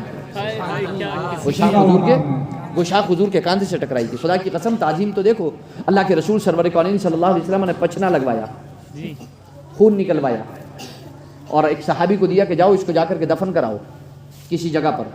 वो सहाबी गए, जगह तलाश की कि इस खून को हुजूर के कहाँ पर दफन करूँ। कोई ऐसी जगह दफन होने के लिए चाहिए कि जहाँ पर इसकी बेअदबी ना हो, किसी का पाँव ना पड़ जाए, किसी का पाँव ना पड़ जाए। उन्होंने हर जगह तलाश की तो हर जगह यही ख्याल हुआ कहीं ऐसा ना हो कि यहाँ से कोई सवारी गुजर जाए, कहीं ऐसा ना हो यहाँ से कोई जो है वो इंसान गुजर जाए, कहीं ऐसा ना हो कि इसकी बेअदबी हो जाए, कहीं ऐसा ना हो कि मैं इसको नीचे दफन करूँ कि इसके ऊपर से गुजर जाए, इसकी बेअदबी होगी, इसकी बेहुरमती होगी। ये सोचते सोचते सोचते सोचते उनके दिल ने फैसला किया कि एक ऐसी जगह दफन किया जाए कि जहाँ किसी का पाँव ही ना पड़े। और इतना ख्याल आना था कि उठा करके सारा खून पी लिया, यहाँ दफन कर दिया। जबकि शरीयत से आप मसला पूछोगे तो शरीयत कहती है कि इंसान का खून नापाक है, मगर खुदा की कसम मोहम्मद मुस्तफ़ा का खून वो है कि अब जहन्नम की आग ही नहीं छूएगी। मोहम्मद मुस्तफ़ा सल्लल्लाहु अलैहि वसल्लम का खून वो। सहाबा इकराम रिज़वानुल्लाहि तआला अलैहिम अजमईन की बड़ी हालत ही अलग थी। सहाबा इकराम रिज़वानुल्लाहि तआला अलैहिम अजमईन का ताज़ीम का मसला अलग था। हुज़ूर सल्लल्लाहु अलैहि वसल्लम की ताज़ीम जिस कदर वो करते थे, कैसी ताज़ीम करते थे कि जब अल्लाह के रसूल सरवर कौनैन सल्लल्लाहु अलैहि वसल्लम का विसाल मुबारक हुआ, हज़रत अबू बकर खलीफा बने तो मिंबर पर बैठे खुतबा देने के लिए। तो जानते हो किस जगह पर बैठे? उस जगह पर नहीं बैठे जहाँ पर हुजूर बैठे थे, बल्कि उस जगह पर बैठे जहाँ हुजूर ने अपने कदम रखे थे। उस जगह पर बैठे जहाँ हुजूर ने अपने कदम रखे थे। फिर बारी आई हज़रत उमर फारूक आज़म की, तो हज़रत उमर फारूक आज़म हुजूर की जगह पर नहीं बैठे, और हुजूर की जगह तो बहुत अरफा वाला, हज़रत अबू बकर के बैठने की जगह भी नहीं बैठे, बल्कि उस जगह बैठे जहाँ हज़रत अबू बकर ने अपने कदम मुबारक रखे थे। जब हज़रत उस्मान खलीफा हुए और वो मिंबर पर बैठे तो न वो हज़रत अबू बकर की जगह बैठे, न वो हज़रत उमर की जगह बैठे, दोनों की जगह नहीं बैठे, बल्कि वो उस जगह बैठे जहाँ हुजूर बैठे थे। अब आप सोचोगे कि अबू बकर तो बैठे नहीं उस जगह पर, उमर तो बैठे नहीं उस जगह पर, उस जगह को छोड़ करके बैठे कि जहाँ हुजूर बैठे थे। तो फिर हज़रत उस्मान ने ऐसा क्यों किया? वो क्यों उस जगह पर बैठे जहाँ हुजूर बैठे थे? तो उन्होंने इसलिए किया, आशिक फरमाते हैं, मुहद्दिसीन फरमाते हैं, उन्होंने इसलिए ऐसा किया क्योंकि उनके दिल में ये ख्याल आया कि अगर अबू बकर की जगह बैठूंगा तो कोई अबू बकर के बराबर समझ लेगा मुझे, उमर की जगह बैठूंगा तो कोई उमर के बराबर समझ लूँगा, मोहम्मद रसूलुल्लाह की जगह बैठूंगा तो कोई मुझे हुजूर के बराबर नहीं समझेगा। वो ये बताना चाहते थे ना मैं अबू बकर के बराबर हूँ ना उमर के बराबर हूँ, और जब इन दोनों के बराबर नहीं हो तो मोहम्मद रसूलुल्लाह के बराबर होना तो कोई मसला ही नहीं है। ताज़ीम कैसी? सुलह हुदैबिया के मौके पर यही हज़रत उस्मान गनी अल्लाह के रसूल ने भेजा मुलाकात करने के लिए, जाओ कुफार मुशरिकीन से मुलाकात करके आइए। जब ये वहाँ पहुँचे तो रिश्तेदारी काफ़ी अच्छी थी, काफ़ी लोग थे, मुलाकात थी।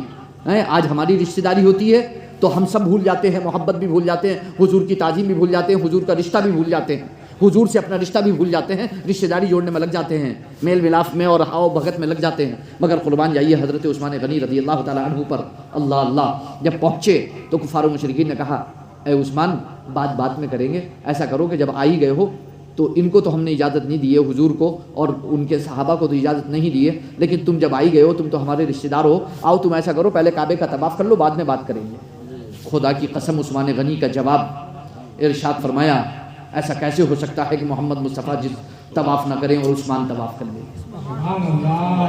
मोहम्मद मुस्तफ़ा से पहले उस्मान तवाफ़ नहीं करेगा। मोहम्मद मुस्तफ़ा खाने काबा का तवाफ़, सोचो तो आप, खाने काबा का तवाफ़, खाने काबा का तवाफ़, और वो क्या कह रहे हैं? ایسا کیسے ہو سکتا ہے کہ عثمان طواف کر لے حضور سے پہلے؟ ایسا نہیں ہو سکتا. خدا کی قسم حضرت عثمان غنی نے طواف کی دعوت قبول نہیں کی. کیوں؟ کیونکہ جناب محمد رسول اللہ سے پہلے انہوں نے طواف کرنا مناسب نہیں سمجھا. یاد کرو اس وقت کو جب اللہ کے رسول ہجرت فرما کر کے مدینے کی طرف چلے تو غار ثور میں اللہ کے رسول نے آرام کیا.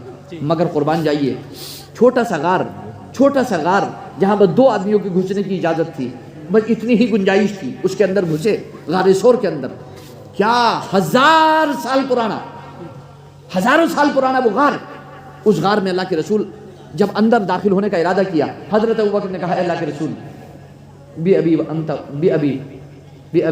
انت و امی یا رسول اللہ, اللہ کے رسول آپ پر میرے ماں باپ قربان, آپ پر میرے ماں باپ قربان. ابھی ٹھہر جائیے, پہلے ابو بکر اندر داخل ہوگا تاکہ اندر اگر کوئی تکلیف دہ چیز ہو تو پہلے ابو بکر کو پہنچے, محمد مصطفیٰ کو نہیں.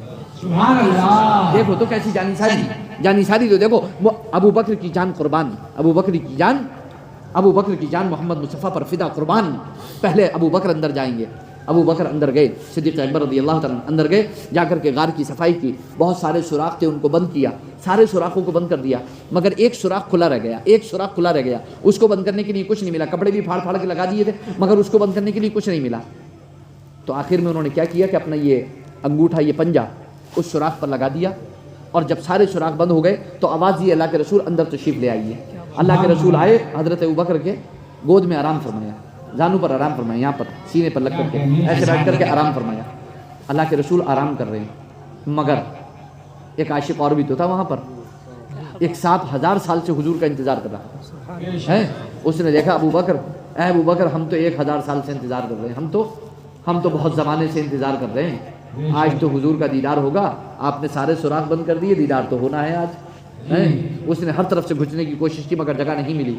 جب وہ اس سوراخ میں گھسا کہ جس میں حضرت ابوبکر نے اپنا پنجہ لگا رکھا تھا, اور جب اس نے بھتیرا سر مارا کہ حضرت ابوبکر ہٹا لیں پاؤں کو اور میں اندر چلا جاؤں, حضور کی زیارت ہو جائے. حضرت ابوبکر نے اس خوف سے کہ کہیں ایسا نہ ہو کہ یہ اندر آ جائے اور حضور کو کوئی تکلیف پہنچا دے, انہوں نے اپنا انگوٹھا لگائے رہے, غرض یہ کہ اس نے کاٹ لیا, کاٹتا رہا, زخمی کر دیا. مگر خدا کی قسم ابو بکر صدیق اکبر نے اتنی بھی جنبش نہیں کی کہ حضور کی آنکھ کھل جاتی. ایسے ہی بیٹھے رہے, سانپ کاٹ رہا ہے وہ ایسے ہی بیٹھ رہے. لیکن فطرت تو فطرت ہے نا, جنبش تو نہیں کی, ہلے تو نہیں, مگر آنکھ سے آنسو تو ٹپک پڑے نا, درد کی وجہ سے آنکھ سے آنسو ٹپکے. وہ ٹپکے حضور کے اوپر. جب حضور کے اوپر وہ آنسو آئے تو حضور نے آنکھ کھول کر کے دیکھا, ابو بکر کیا بات ہے؟ عرض کیا اللہ کے رسول کچھ نہیں, لدغت یا رسول اللہ مجھے ڈس لیا ہے, مجھے سانپ نے ڈس لیا ہے. اللہ کے رسول نے ارشاد فرمایا اچھا. اللہ کے رسول نے اپنا لعاب دہن نکالا اور لگا دیا, اور ابو بکر بالکل ٹھیک ہو گیا. ابو بکر صدیق اکبر بالکل ٹھیک. آپ سوچو تو کہ خدا کی قسم اپنی جان قربان کرنے کے لیے تیار ہو گئے, مگر حضور کی اذیت, حضور کو تکلیف ہو, یہ برداشت نہیں کی. جنگ کے موقع پر جب حضرت ابو بکر صدیق اکبر اور ان کے بیٹے جو حالت کفر میں تھے آمنے سامنے آ گئے, اور ان کے بیٹے نے تلوار کھینچ لی, اور حضرت ابوبکر پر وہ چاہتے تھے کہ وار کر دیں, اور حضرت ابوبکر ان کے وار کے نیچے آ گئے, اپنے بیٹے کے وار کے نیچے آ گئے, کیونکہ وہ حالت کفر میں تھے. حضرت ابوبکر ایمان لا چکے, وہ ایمان نہیں لائے, وہ حالت کفر میں, جنگ میں آمنے سامنے, چاہتے تھے کہ تلوار سے گردن اڑا دیں, مگر باپ کی محبت دل میں جاگی تو تلوار پیچھے کھینچ لی. خیر کوئی بات نہیں. جب بعد میں ملاقات ہوئی تو کہنے لگے ابا جان آج آپ میری تلوار کے نیچے آ گئے تھے, اگر باپ کی محبت بیچ میں نہ آئی ہوتی تو آج میں اپنا وار پورا کر دیتا, میں آج کام تمام کر دیتا. حضرت ابوبکر صدیق اکبر مسکرا کر کے ارشاد فرمایا بیٹا تم تھے کہ باپ کی محبت بیچ میں آ گئی, اگر تم ہماری تلوار کے بیچ میں آئے ہوتے تو تمہاری محبت ہمارے دل میں نہیں آئی ہوتی, ہم اللہ اور اس کے رسول کی محبت کی بنیاد پر تمہارا سر قلم کر دیتے.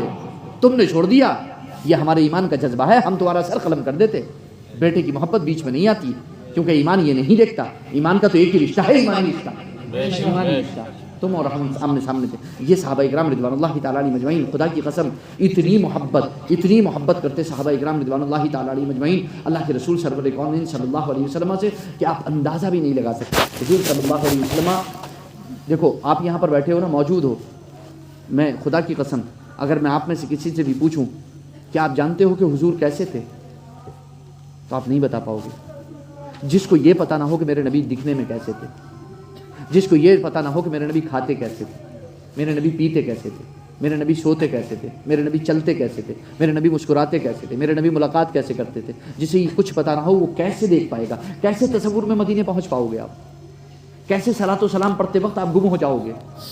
کیسے آپ کھو جاؤ گے جب آپ کو کچھ پتہ ہی نہیں ہے؟ تو محدثین نے بہت بڑا کام کیا، صحابہ نے بہت بڑا کام کیا، حدیث کی بڑی بڑی کتابیں لکھی، مگر جہاں حدیث کی بڑی بڑی کتابیں لکھی جن میں حلال و حرام کے انہوں نے مسائل بیان کیے، جس میں انہوں نے نماز، روزے، حج، زکوٰۃ کے مسائل بیان کیے، حلال حرام کے مسائل بیان کیے، وہیں احادیث کی روشنی میں وہ حدیثیں بیان کی جن میں یہ مسائل بیان کیے، وہیں انہوں نے ایک کتاب ایسی بھی لکھی کہ جس میں نماز روزے کو بیان نہیں کیا، حج اور زکوٰۃ کو بیان نہیں کیا، حلال حرام کو بیان نہیں کیا، بلکہ خدا کی قسم امام ترمذی نے جہاں سنن ترمذی، جامع ترمذی لکھی، حدیث کی ایک جلیل القدر کتاب، وہیں انہوں نے ایک کتاب لکھی شمائل محمدیہ کے نام سے، اس کے 56 چیپٹر، 56 باب میں الگ الگ ٹاپک 56 باب یعنی الگ الگ ٹاپک، اور اس میں حدیثیں لے کر کے آئے اور صحیح حدیثیں لے کر کے آئے، اور اس میں کیا بیان کیا اس میں نماز کے بارے میں، روزے کے بارے میں، حج کے بارے میں، زکوٰۃ کے بارے میں، کائے کے بارے میں بیان کیا؟ نہیں جانتے انہوں نے کیا بیان کیا؟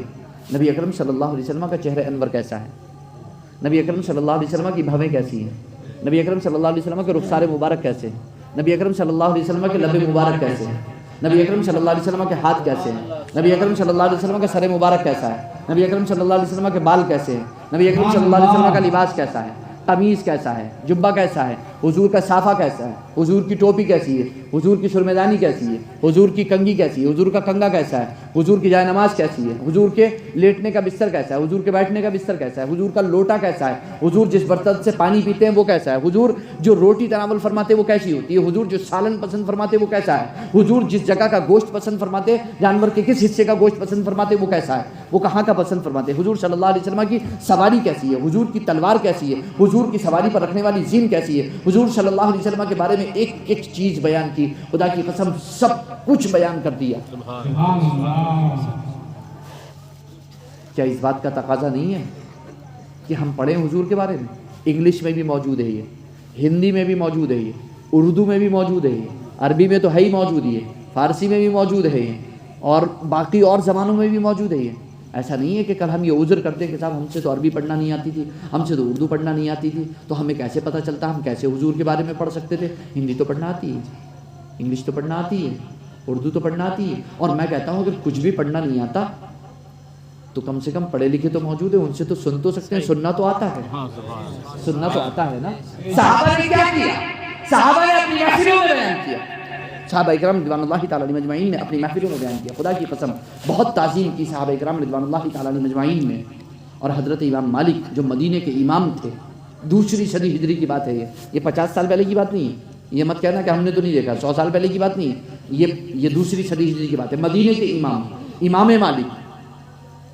مالک رضی اللہ تعالیٰ عنہ، اپنے وقت کے جلیل القدر محدث، جلیل القدر فقیہ، پورا مدینہ ان کے پیچھے چلتا تھا، پورا مدینہ ان کا فتویٰ مانتا تھا، پورے مدینے کے لوگ ان کے فتوے پر عمل کرتے تھے، مگر ان کی اپنی حالت یہ تھی کہ جب کوئی حدیث پاک سننے کے لیے آتا نا، کہ جب ان کا کوئی دروازہ کھٹکھٹاتا تو خادم سے فرماتے کہ جاؤ دروازہ کھولو اور پوچھو اس سے کہ وہ کیوں آیا ہے۔ اگر وہ مسئلہ پوچھنے آیا ہے تو کائے کا مسئلہ پوچھنے آیا ہے، فقہ کا یا حدیث پوچھنے آیا ہے، فقہ کا مسئلہ پوچھنے آیا ہے یا حدیث سننے آیا ہے۔ اگر خادم کہتا کہ وہ فقہ کا مسئلہ پوچھنے آیا ہے تو فوراً باہر تشریف لاتے، فقہ کا مسئلہ بیان کر دیتے، اور اگر وہ یہ کہتا خادم کہ نہیں وہ آپ سے حدیث سننے کے لیے آیا حضور کی، تو جانتے ہو پھر کیا کرتے امام مالک؟ غسل کرتے، لباس پہنتے صاف ستھرا، باہر تشریف لاتے، جو تخت لگا ہوا ہوتا اس پر بیٹھتے اور بیٹھ کر کے پھر حدیث بیان کرتے۔ حضور کی تعظیم تو دیکھو، حضور کی حدیث کی تعظیم تو دیکھو، کم سے کم حضور کی حدیث کی تعظیم تو دیکھو۔ امام بخاری جن کا ڈنکا ساری دنیا میں بجتا ہے آج، جو امیر المؤمنین فی الحدیث ہے، جو امیر المؤمنین ہیں، مومنین کے امیر ہیں حدیث میں، جنہوں نے حدیث کا ایسا ذخیرہ دیا صحیح بخاری شریف، جانتے وہ کیا فرماتے ہیں؟ میں نے اپنی صحیح بخاری میں کوئی حدیث اس وقت تک نہیں رکھی جب تک کہ میں نے غسل کر کے 2 رکعت نماز نفل نہیں پڑھ لی۔ اللہ اللہ اللہ اللہ، ہیں 7000 کچھ حدیثیں، 7000 کچھ حدیثیں، اور تکرار کو نکال کر 4000 حدیثیں۔ ہم تو 7200 حدیثیں مانتے ہیں، چلیے ہیں 7200 حدیثیں، 7200 مرتبہ غسل کیا انہوں نے، سوچو تو صحیح ذرا، 7200 مرتبہ غسل کیا اور 7200 مرتبہ نفل نمازیں پڑھی، صرف ایک ایک حدیث کو بخاری میں رکھنے کے لیے۔ کیا اللہ نے ایسا حکم دیا ہے؟ کیا رسول اللہ نے ایسا حکم دیا ہے؟ کہیں ایسا حکم موجود نہیں ہے کہ میری حدیث بیان کرنے سے پہلے غسل کرنا اور پھر 2 رکعت نماز نفل پڑھنا پھر کرنا، ایسا حضور نے کہیں نہیں فرمایا۔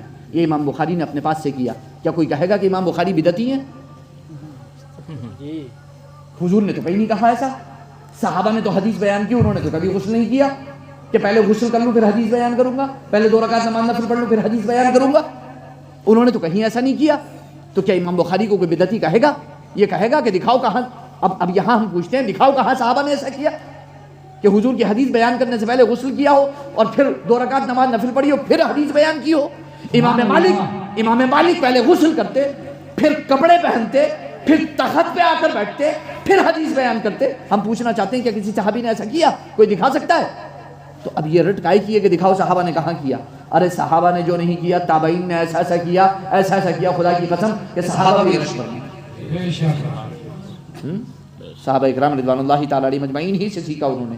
یہ ادب و احترام انہوں نے حضور کا صحابہ سے ہی سیکھا۔ یاد کرو اس وقت کو جب اللہ کے رسول سرور کونین صلی اللہ علیہ وسلم واپس تشریف لا رہے تھے، مقام صحبہ پر حضور نے نماز عصر ادا فرمائی اور نماز عصر ادا فرمانے کے بعد حضرت علی کے زانوں پر آرام فرمایا۔ حضرت علی کے زانوں پر آرام فرمایا۔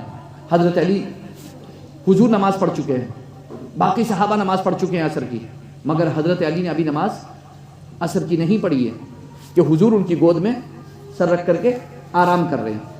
حضرت علی رضی اللہ تعالیٰ عنہ کبھی سرکار کے چہرے کو دیکھیں، کبھی سورج کو دیکھیں کہ سورج ڈوبنے کے قریب ہے، اور علی نے ابھی عصر کی نماز نہیں پڑھی ہے، مگر قربان جائیے حضرت علی سرکار کو اٹھا نہیں رہے، حضرت علی سرکار کو اٹھا نہیں رہے، کیونکہ علی جانتے ہیں کہ نماز بھی پڑھوں گا تو انہی کی اطاعت و فرما برداری ہوگی، اور اب بھی انہی کی اطاعت و فرما برداری ہے، اب بھی انہی کی اطاعت و فرما برداری میں ہوں۔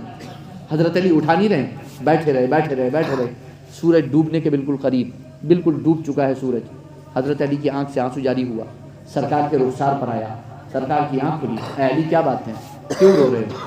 اللہ کے رسول نماز عصر۔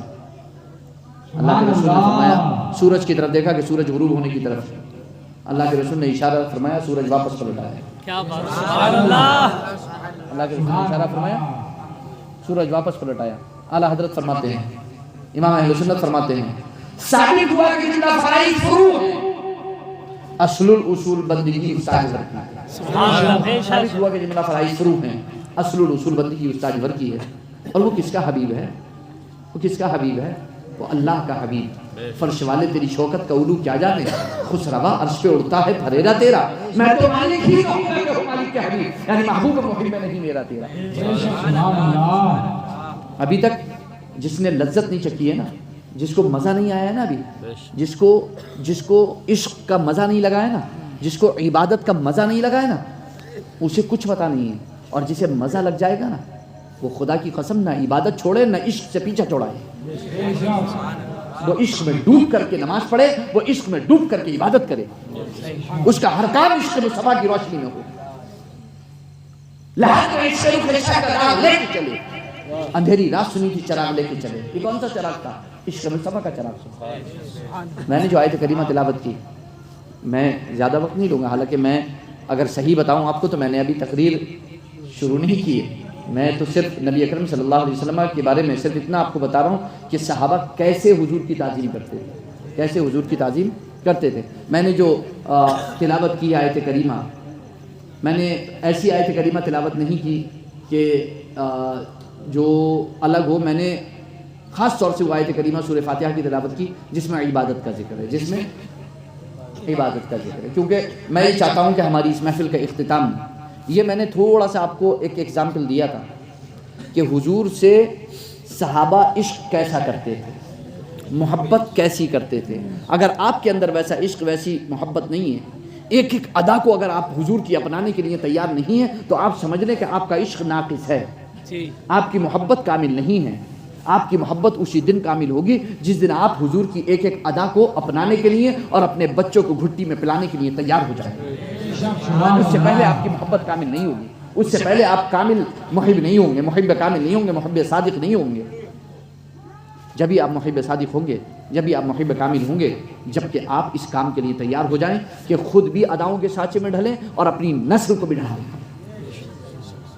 تو میں چاہوں گا کہ میں تھوڑا سا آپ کو قریب لے کر کے آؤں اور اپنی گفتگو کو سمیٹ کر کے ختم کروں، لیکن میں یہ چاہتا ہوں کہ آپ مسجد میں بیٹھے ہیں، اسی وجہ سے یہ جلسہ اگر باہر ہوتا تو شاید میں کوئی اور آیت کریمہ تلاوت کرتا، لیکن چونکہ آپ مسجد میں بیٹھے ہیں اس لیے میں نے وہ آیت کریمہ تلاوت کی تاکہ آپ کو پتہ چلے کہ آپ لذت کہتے کسے ہیں۔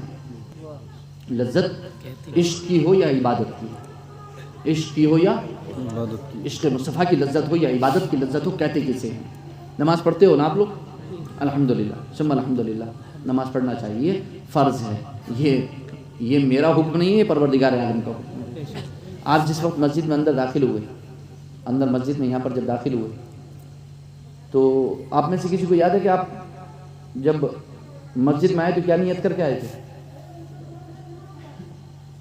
آ گئے تھے، جلسہ سننے آئے تھے، یہ تو نیت سب کی تھی، یہ تو نیت، اس میں تو سوچنے کی ضرورت نہیں، اتنا سوچ کیوں رہے، اتنی سوچنے کی ضرورت نہیں، یہ تو نیت سبھی کی تھی۔ مگر کیا کوئی بھی ایک بار یہ سوچ کر کے آیا تھا کہ جب اس نے مسجد کے دروازے پر قدم رکھا تھا کہ میں کس جگہ قدم رکھنے جا رہا ہوں؟ میں کس جگہ قدم رکھنے جا رہا ہوں؟ یہ کس کا گھر ہے؟ میں اپنے گھر سے نکل کے آیا ہوں، میں اپنے باپ کے گھر سے نکل کے آیا ہوں، میں رب کائنات کے گھر میں قدم رکھنے والا ہوں کہ ایک لمحے کے لیے سوچا؟ اور کیا کسی نے سوچا کہ میرا سیدھا قدم رکھا تھا یا الٹا؟ ایک لمحہ بھی کسی نے سوچا؟ اگر ایک بار یہ سوچ لیتے کہ میں کہاں قدم رکھنے جا رہا ہوں تو یہ بھی سوچتے کہ سیدھا رکھ رہا ہوں یا الٹا۔ جب دل میں یہ خیال ہوتا کہ میں کہاں میں جا کہاں رہا ہوں، گھس کہاں رہا ہوں۔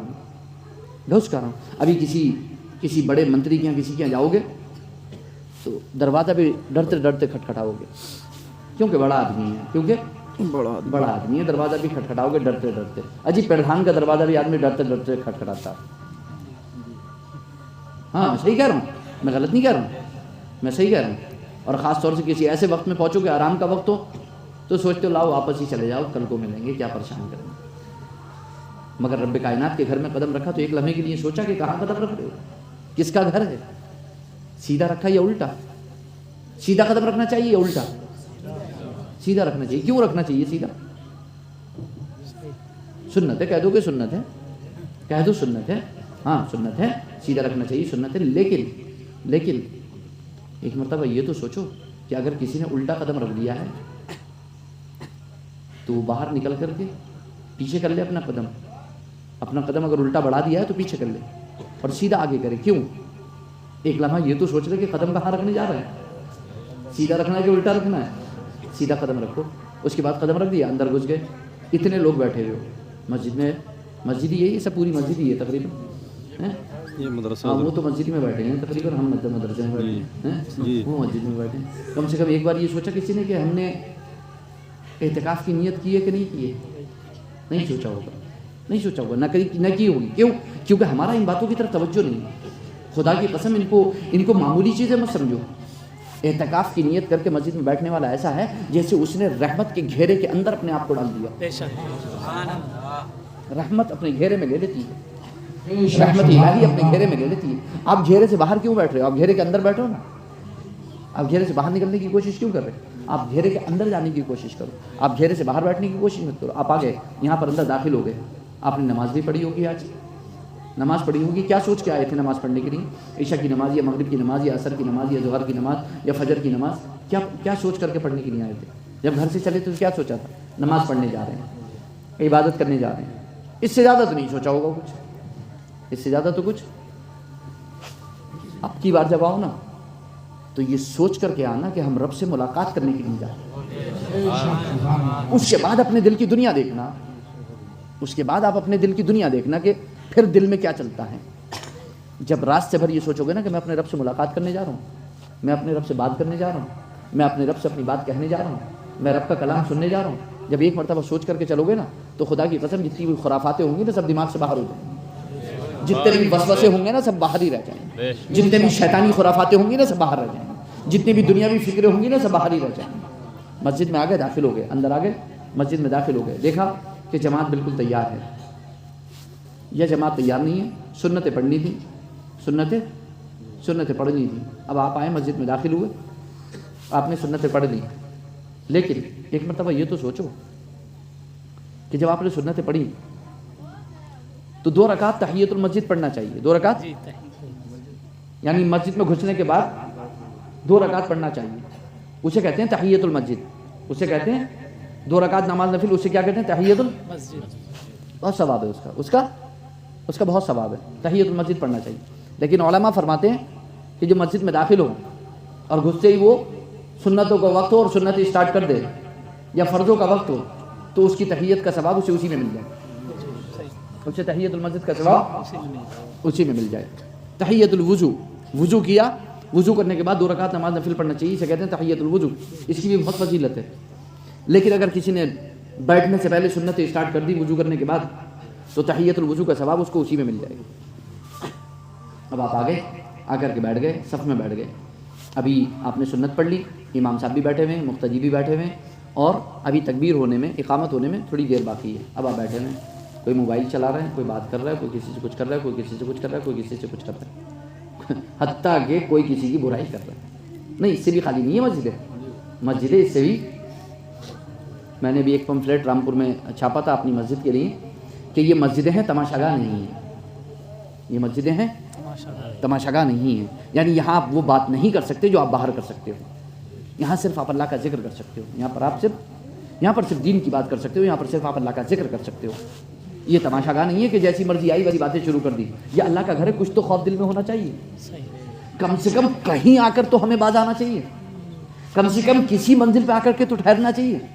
یا اب مسجدیں بھی محفوظ نہیں رہی ہیں خرافاتوں سے، مسجدیں بھی محفوظ نہیں رہی ہیں دوسروں کی برائیوں سے، مسجد بھی محفوظ نہیں رہی ہے بغض، حسد سے اور دشمنی سے، ہیں؟ کم سے کم یہ تو سوچنا چاہیے۔ میں خدا کی قسم کھا کر کہہ رہا ہوں، میں نے اپنی آنکھ سے دیکھا کہ جس کو کسی سے تھوڑی سی بھی وہ ہوتی ہے نا، خلش ہوتی ہے نا دل میں، تھوڑی سی بھی ناراضگی ہوتی ہے نا، وہ اس کے برابر میں جا کے کھڑے ہونے کی کوشش نہیں کرتا ہے، بلکہ اگر وہ پہنچ جاتا ہے اور دیکھتا ہے کہ وہی کھڑا ہوا ہے اور اس کے بعد کوئی نہیں آ رہا ہے تو سائڈ میں کھڑے ہو کے انتظار کرتا رہتا ہے، اور پھر کوئی کھڑا ہو جاتا ہے تو جا کر کے کھڑا ہوتا ہے۔ مسجد میں آ کر کے بھی آپ اپنے دل کو پاک نہیں کر سکتے، صفوں میں کھڑے ہو کر کے بھی آپ اپنے دلوں کا کینہ نہیں نکال سکتے، آپ اپنے دلوں کا بغض نہیں نکال سکتے، آپ اپنے دلوں کا حسد نکال سکتے، جبکہ آپ اپنے رب کی بارگاہ میں کھڑے ہو۔ خدا کی قسم ایک بار یہ تو سوچو کہ رب کی بارگاہ میں کھڑے ہو کر کے دشمنی نکال رہے ہو، اور کون سی جگہ بچی ہے دشمنی نکالنے کے لیے؟ ایک مرتبہ کم سے کم اتنا تو سوچو کہ رب کی بارگاہ میں کھڑے ہو، کوئی اور جگہ نہیں بچی ہمیں دشمنی نکالنے کے لیے۔ یہ پیغام سب تک پہنچاؤ۔ یہ ایسا نہیں ہے کہ یہاں پر ہو رہا ہے، پوری دنیا کا مزاج یہی بن چکا، سب اپنی اپنی دشمنیاں نکال لیں، مگر ایک ہی صف میں کھڑے ہو گئے محمود و ایاز، ایک ہی صف میں کھڑے ہو گئے محمود و ایاز، نہ کوئی بندہ رہا نہ کوئی بندہ رہا۔ خدا کی قسم مسلمانوں کی اسی ادا کو دیکھ کر کے کافر اسلام لائیں کہ بادشاہ بھی آتا ہے تو 4تھی اور 5ویں صف میں کھڑے ہو کر نماز پڑھتا ہے اور غلام آگے کھڑا ہوتا ہے۔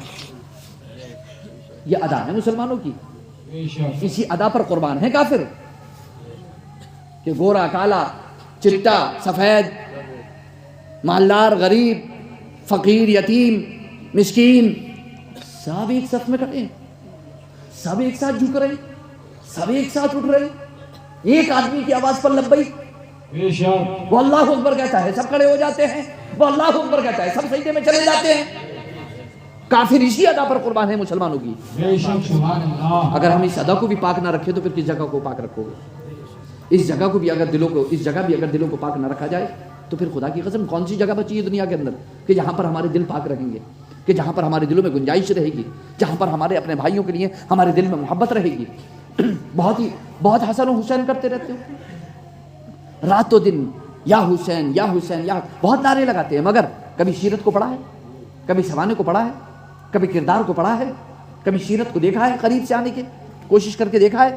ہماری تعلیم کے لیے تھا، ان میں آپس میں کوئی ناچاکی نہیں تھی، کوئی ناراضگی نہیں تھی، مگر ہماری تعلیم کے لیے تھا۔ امام حسین امام حسن دونوں میں کچھ ناراضگی ہوئی، بول چال بند ہوئی، 3 دن تک بول چال بند۔ امام حسین رضی اللہ تعالیٰ عنہ اچانک دل میں خیال آتا ہی ہے، جب کوئی ناراض ہوتا ہے تو پھر اچانک سے اسے پھر دل کو احساس بھی ہوتا ہے، تھوڑی دیر کے بعد دل کو احساس ہوتا ہے۔ جب احساس ہوا کہ نانا جان کا فرمان تو یہ ہے کہ کوئی مسلمان کسی مسلمان سے 3 دن سے زیادہ بول چال بند نہ کرے، سلام کلام دعا کو بند نہ کرے، اور پھر اچانک ایک اور نانا جان کا فرمان خیال میں آیا کہ نانا جان نے یہ بھی فرمایا ہے کہ جو پہلے بول چال کرے گا، جو پہلے تعلق جوڑے گا، وہ پہلے جنت میں جائے گا۔ اپنے خادم کو بلایا امام حسین نے، اور خادم کو بلا کر کے کہا کہ جاؤ بڑے بھائی امام حسن کے پاس جاؤ، ان کی خدمت میں جاؤ اور جا کر کے کہنا کہ آپ کے چھوٹے بھائی حسین نے کہا ہے کہ اے بھائی جان، نانا جان کا فرمان ہے کہ 3 دن سے زیادہ بول چال بند نہیں رہنا چاہیے، اور نانا جان کا فرمان ہے کہ جو پہل کرے گا وہ جنت میں پہلے جائے گا۔ جی تو یہ چاہتا ہے کہ میں پہل کر دوں، جی تو یہ چاہتا ہے کہ میں پہل کر دوں، لیکن چھوٹے بھائی کو یہ پسند نہیں ہے کہ وہ بڑے بھائی سے پہلے جنت میں جائے۔ چھوٹے بھائی کو یہ پسند نہیں کہ وہ بڑے بھائی سے پہلے، اس لیے آپ سے گزارش ہے آپ پہل کر دیں تاکہ آپ آگے ہوں اور میں آپ کے پیچھے جنت میں جاؤں۔ خدا کی قسم امام حسن رضی اللہ تعالیٰ عنہ کے پاس خادم نے جا کر بس اتنا کہا تھا کہ امام حسن امام حسین کے گھر تشریف لیا اور آ کر کے گلے لگا لیا۔ یہ کس کے لیے تھا؟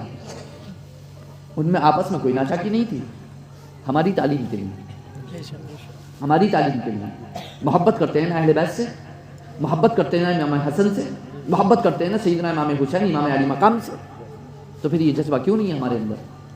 یہ محبت کیوں نہیں ہے ہمارے اندر؟ ان کے کردار کو اپنانے کی محبت کیوں نہیں ہے ہمارے اندر؟ خالی نعرے بازی کیوں ہے؟ خالی دکھاوا کیوں ہے؟ خالی دعوے کیوں ہیں؟ کھوکھلے دعوے کیوں ہیں؟ ہمارے دعووں پر دلیلیں کیوں نہیں؟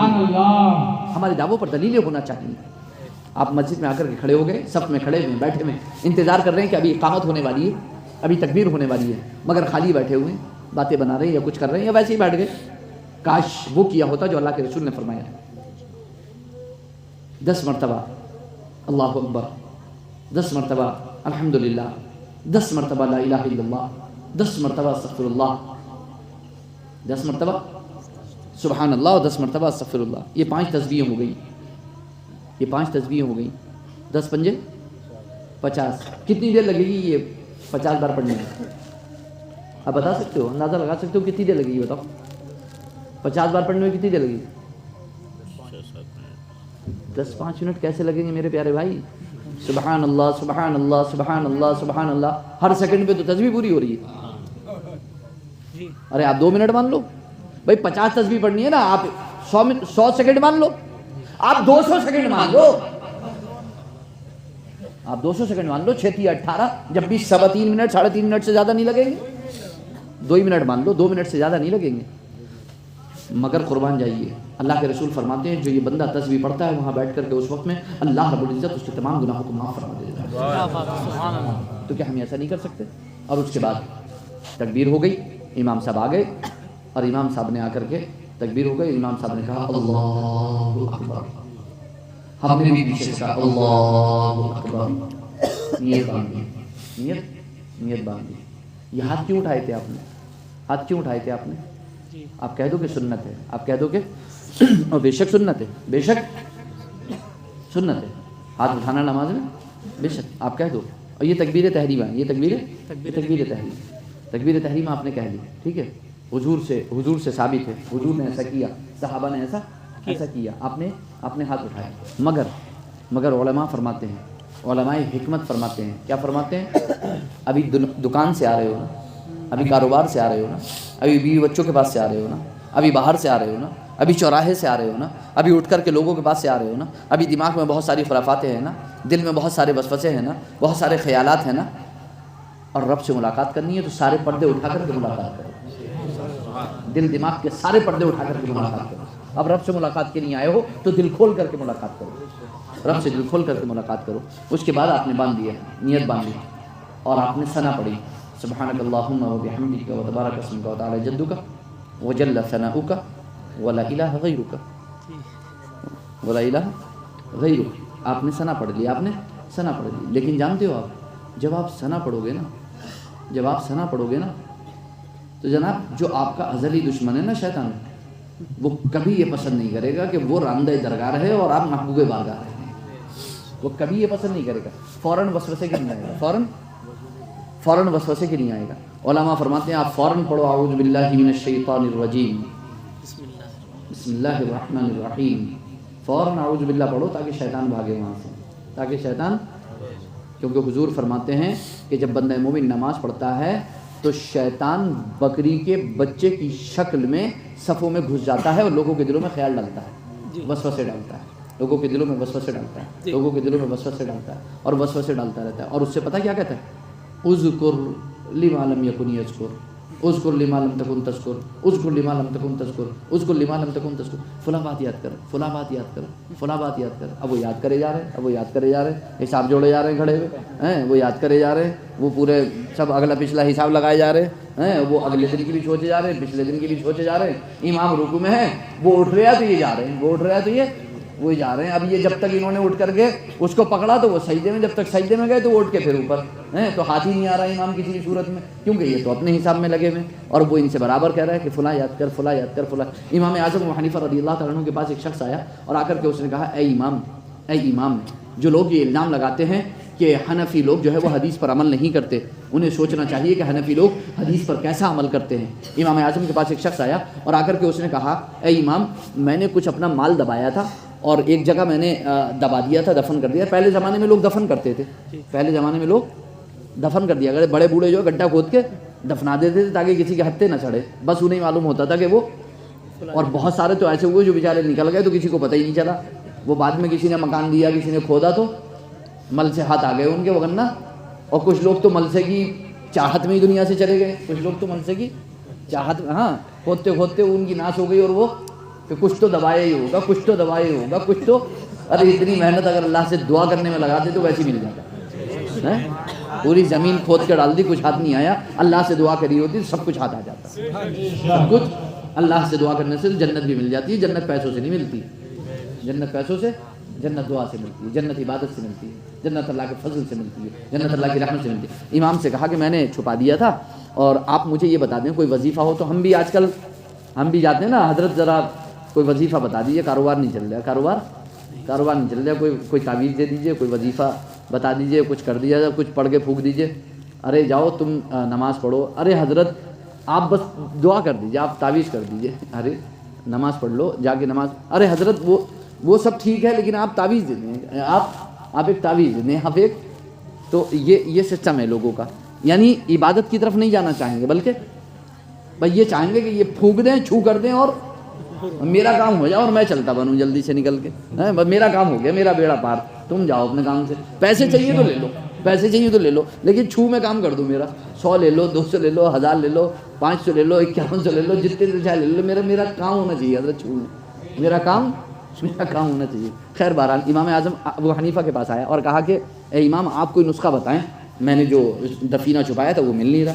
امام اعظم مسکرائے اور مسکرا کر کے ارشاد فرمایا کہ تم گھر جاؤ اور گھر جا کر کے وضو کرو اور عشاء کی نماز پڑھو، اور اس کے بعد ساری رات نفل نماز پڑھنا، ساری رات نفل نماز، لیکن ایک شرط ہے کہ اگر تمہیں بیچ میں تمہارا مال یاد آ گیا تو تم نماز چھوڑو گے نہیں، پڑھو گے صبح تک، پڑھو گے صبح تک۔ ان نے وعدہ کر لیا، اب تو سارے وعدے کر لے گا وہاں بیٹھ کے تو جو بھی کہو گے سارے وعدے کر لے گا، وہ حج کو جانے کو کہو گے تو وہ بھی وعدہ کر کے آ جائے گا، میں وہاں بھی جاؤں گا حضرت، سب کچھ کروں گا میں، اور جیسے ہی کام ہوا پھر تو حضرت سے بھی ملنے نہیں جاتا، وہ حضرت سے بھی اگلی بار جب ہی ملتا ہے جب کوئی اور، ارے حضرت وہ بڑا، بس کیا بتاؤں، بڑا پریشان ہوں، آپ ہی کی یاد آتی ہے، جب بھی کوئی حضرت تو آپ ہی دکھائی دیتے ہیں، آپ کے سوا تو کوئی دکھائی نہیں دیتا، آپ ہی کے اوپر نظر جاتی ہے، بس ہمارے لیے تو آپ ہی سب کچھ ہیں، ہمارے لیے تو آپ ہی سب کچھ ہیں۔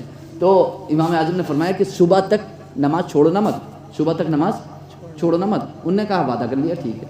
جا کے وضو کر کے عشاء کی نماز پڑھی، اس کے بعد نفل نماز پڑھنا شروع کری، اور جیسے ہی نفل نماز پڑھنا شروع کری، بس پہلی رکعت تھی کہ اسے یاد آ گیا، اجی دوسری رکعت اسے بھاری پڑ گئی کہ یہ دوسری کیسے پوری ہوگی، یہ دوسری۔ ان نے جلدی سلام پھیرا اور جا کے ان نے نکالا اپنا مٹکا جو بھی تھا اور نکال کے بغل میں دبا کے وہ سو گیا آرام سے۔ انہوں نے کہا بس اب ہو گیا کام، بس کافی ہے۔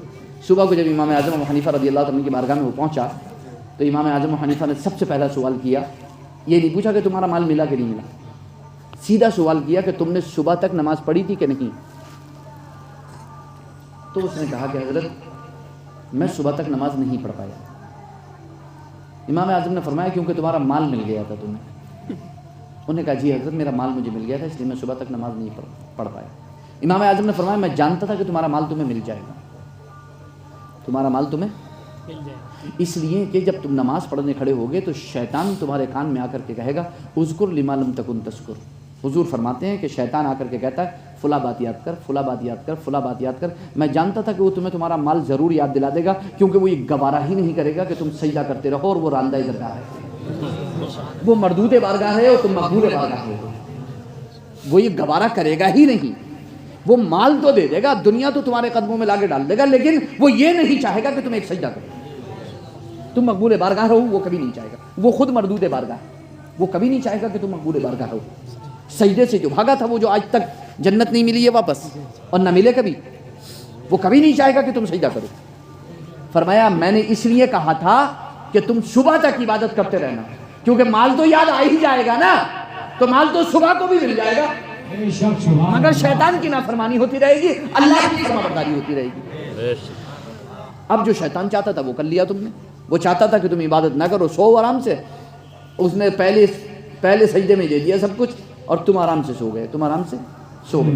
تو ہم شیطان یہ چاہتا ہے, تو شیطان وسوسہ کرتا ہے. جب ہم ثنا پڑھ لیتے ہیں تو وہ ہمارے دل میں خیال وسوسے ڈالنے کی کوشش کرتا ہے. علماء فرماتے ہیں فوراً پڑھو اعوذ باللہ من الشیطان الرجیم.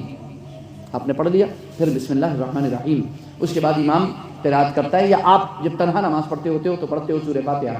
الحمدللہ رب العالمین الرحمن الرحیم مالک یوم الدین ایاک نعبد و ایاک نستعین اهدنا الصراط المستقیم صراط الذین انعمت علیہم غیر المغضوب علیہم ولا الضالین. آمین. آپ پڑھتے ہو نا, پڑھتے ہو, لیکن کبھی آپ نے سوچا نہیں کہ اس کو پڑھتے وقت ہوتا کیا ہے. اس کو پڑھتے وقت آپ نے یہ کبھی نہیں سوچا. آپ نے سورہ فاتحہ پڑھی لیکن آج تک کبھی اس کا ترجمہ پڑھنے کی کوشش نہیں کی, اور اگر پڑھنے کی کوشش بھی کی تو یاد کرنے کی کوشش نہیں کی. کبھی آپ کو نماز پڑھتے وقت, سورہ فاتحہ پڑھتے وقت ترجمہ اس کا دماغ میں چلا نہیں, جیسے اسکرین پہ چلنا چاہیے سامنے, جیسے اسکرین پہ سامنے چلنا چاہیے, جیسے آپ کے دنیاوی خیالات آپ کے سامنے اسکرین پر ایسے چلتے رہتے ہیں. کبھی سورہ فاتحہ کا ترجمہ بھی تو چلا کر کے دیکھا ہوتا ہے, ایسے یاد بھی تو کیا ہوتا کبھی. جانتے ہو جب آپ سورہ فاتحہ پڑھتے ہو کتنی تیزی سے پڑھ لیتے ہیں. لوگ چاہتے ہیں کہ 6 دن کا قرآن ہو اور اتنا تیز ہو کہ جس کی حد نہیں 20 منٹ میں تراویح نہیں بڑھ جائے, 20 منٹ میں نہیں 5 منٹ میں نماز نہیں بڑھ جائے.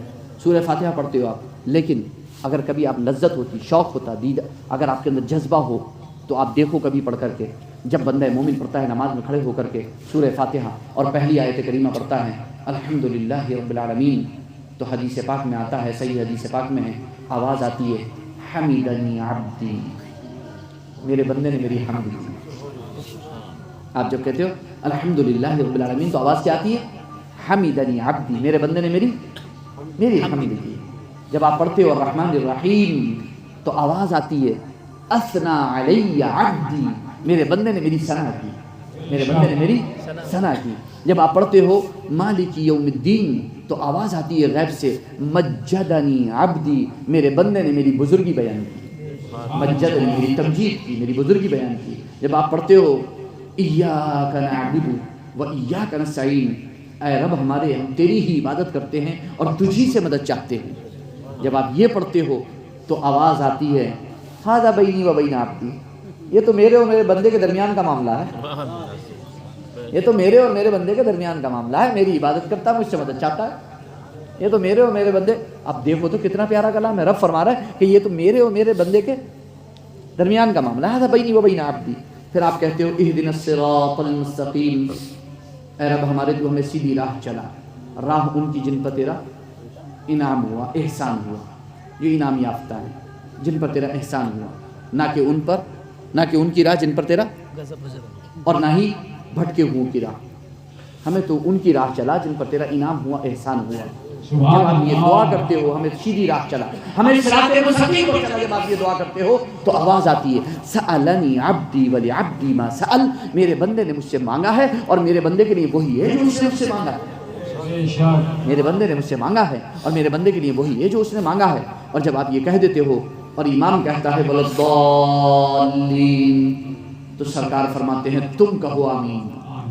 جب امام ولضالین کہہ چکے, جب امام ولضالین کہے تو تم آمین کہو. یعنی جب وہ سورہ فاتحہ پڑھ لے تو تم آمین کہو.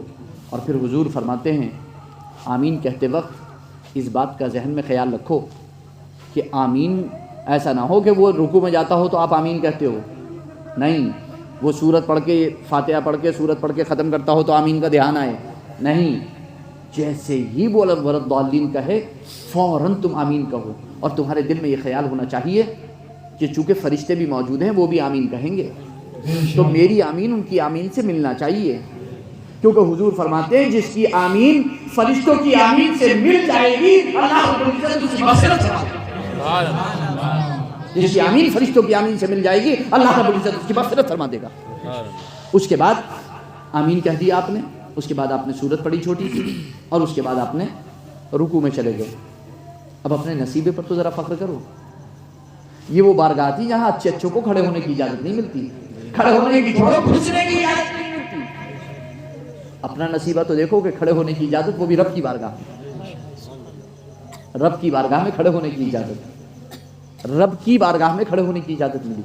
اور جب آپ نے اتنی تعریف کی، اتنی اس کی حمد کی اور اتنی اس سے دعائیں کی، اتنی التجائیں کی، تو قربان جاؤ اپنے نصیبے پر کہ اس نے صرف کھڑے ہونے کا نہیں بلکہ اپنی بارگاہ میں جھکنے کی بھی اجازت دی.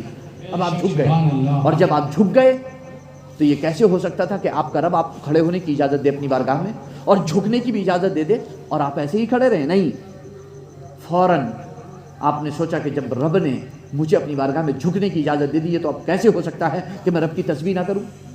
سبحان ربی العظیم، سبحان ربی العظیم، سبحان ربی العظیم.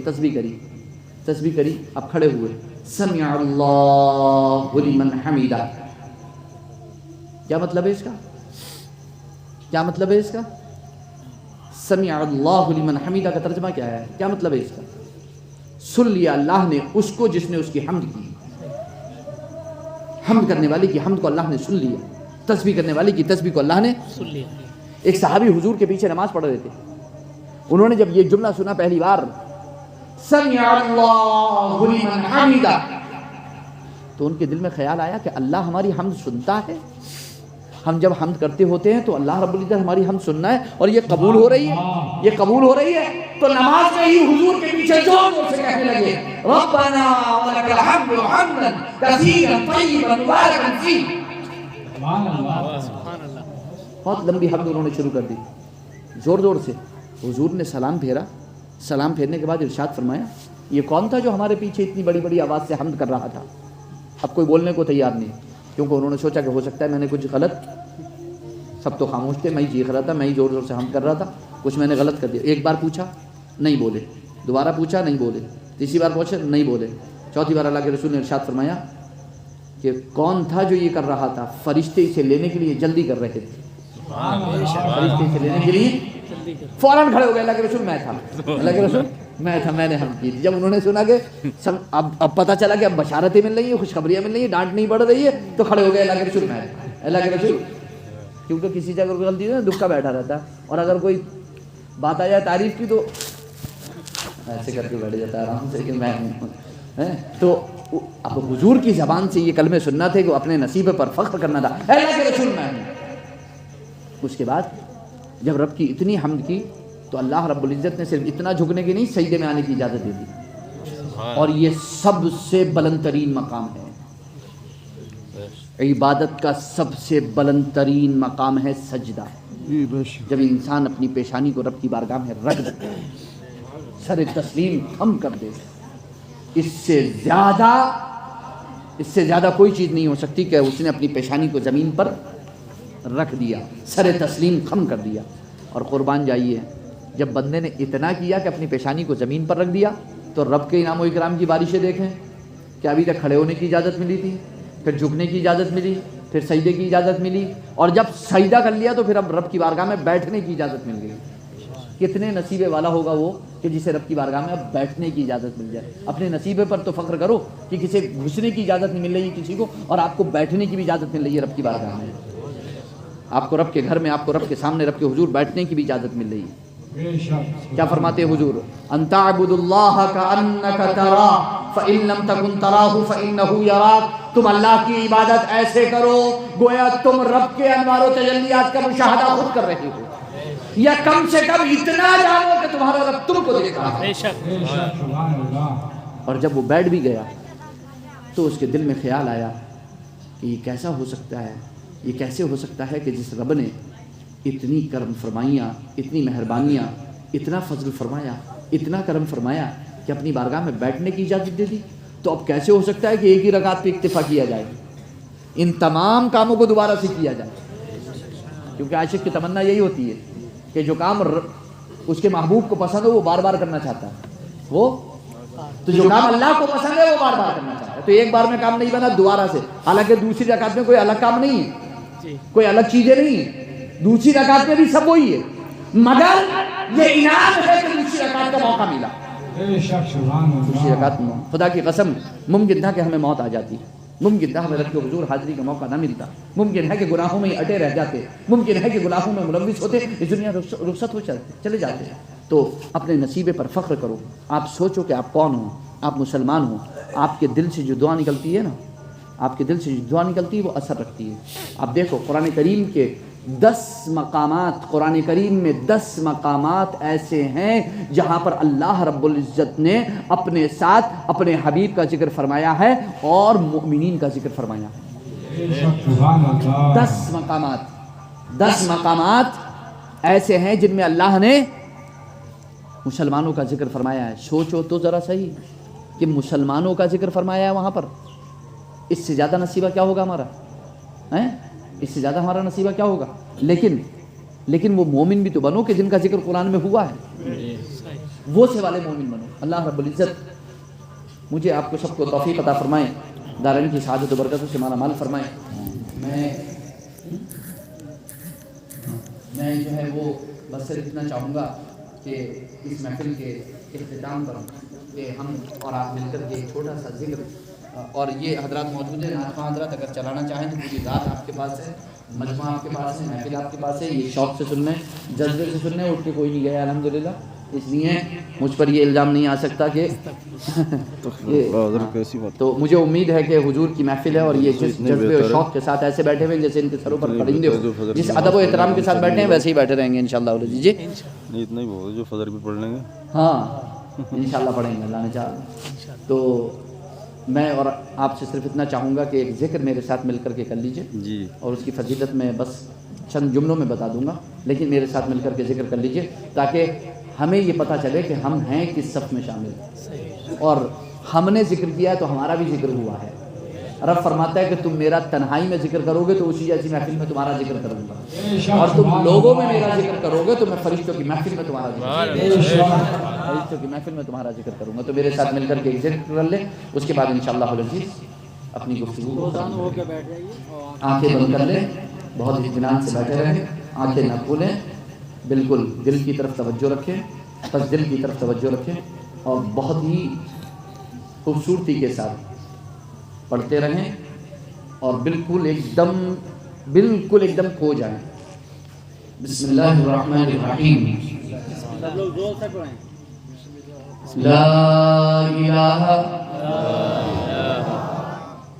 الا اللہ محمد رسول اللہ اشہد ان لا الہ الا اللہ واشہد ان محمدا عبدہ ورسولہ۔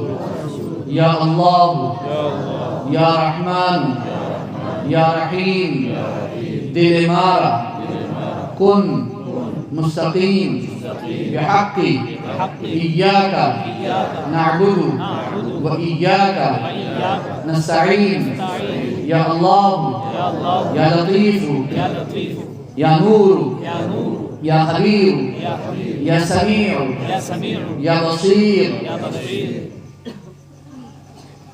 سبحان اللہ والحمد للہ ولا الہ الا اللہ واللہ اکبر۔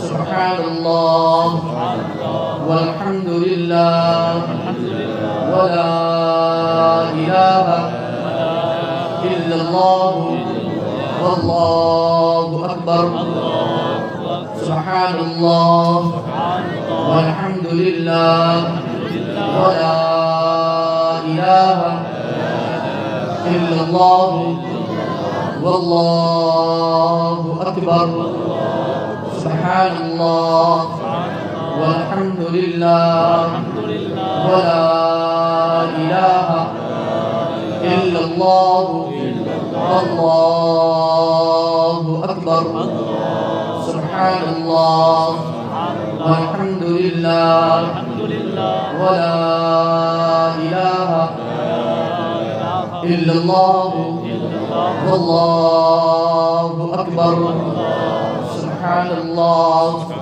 والحمد لله ولا إله إلا الله والله أكبر سبحان الله والحمد لله ولا إله إلا الله والله أكبر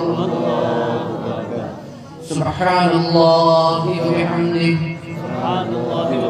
سبحان الله العظيم سبحان الله وبحمده سبحان الله العظيم سبحان الله وبحمده سبحان الله العظيم سبحان الله وبحمده سبحان الله العظيم سبحان الله وبحمده سبحان الله العظيم سبحان الله وبحمده سبحان الله العظيم سبحان الله وبحمده سبحان الله العظيم.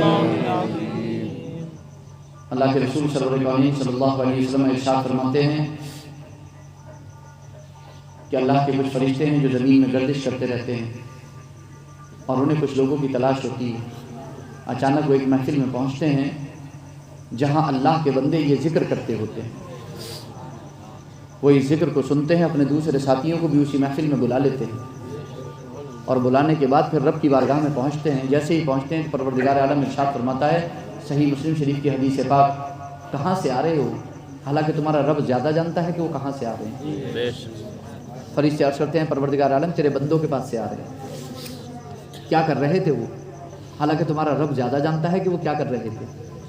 فرشتے عرض کرتے ہیں پروردگار عالم یسبحونک ویحمدونک ویکبرونک ویہللونک ویمجدونک. اے پروردگار عالم وہ تیری تسبیح بیان کر رہے تھے, وہ لا الہ الا اللہ کہہ رہے تھے, وہ سبحان اللہ کہہ رہے تھے, وہ الحمدللہ کہہ رہے تھے, وہ اللہ اکبر کی صدائیں بلند کر رہے تھے. پروردگار عالم ارشاد فرماتا ہے کیا چاہتے ہیں مجھ سے؟ کیا چاہتے ہیں مجھ سے؟ فرشتے عرض کرتے ہیں پروردگار عالم تجھ سے تیری جنت چاہتے ہیں, تجھ سے تیری جنت چاہتے ہیں. پروردگار عالم ارشاد فرماتا ہے میری جنت دیکھی ہے انہوں نے, میری جنت دیکھی ہے انہوں نے. فرشتے عرض کرتے ہیں پروردگار عالم تیری جنت تو نہیں دیکھی. پروردگار عالم ارشاد فرماتا ہے میری جنت دیکھ لیتے تو ان کا کیا ہوتا. جب بن دیکھے یہ عالم ہے, دیکھ لیتے تو کیا ہوتا. فرشتے عرض کرتے ہیں پروردگار عالم اگر یہ تیری جنت دیکھ لیتے تو اور زیادہ تیری تسبیح تیری پاکی بیان کرتے. پروردگار عالم ارشاد فرماتا ہے کس چیز سے میری پناہ چاہتے ہیں؟ فرشتے عرض کرتے ہیں پروردگار عالم تیری جہنم سے وہ تیری پناہ چاہتے ہیں. پروردگار عالم ارشاد فرماتا ہے میری جہنم دیکھی ہے انہوں نے میری جہنم دیکھی ہے. فرشتے عرض کرتے ہیں پروردگار عالم تیری جہنم دیکھی تو نہیں. پروردگار عالم ارشاد فرماتا ہے اگر میری جہنم دیکھ لیتے تو بیٹھ جاؤ وہیں بیٹھ جاؤ. اچھا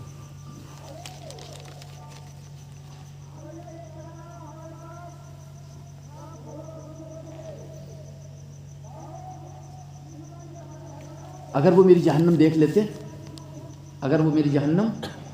دیکھ لیتے تو کیا ہوتا.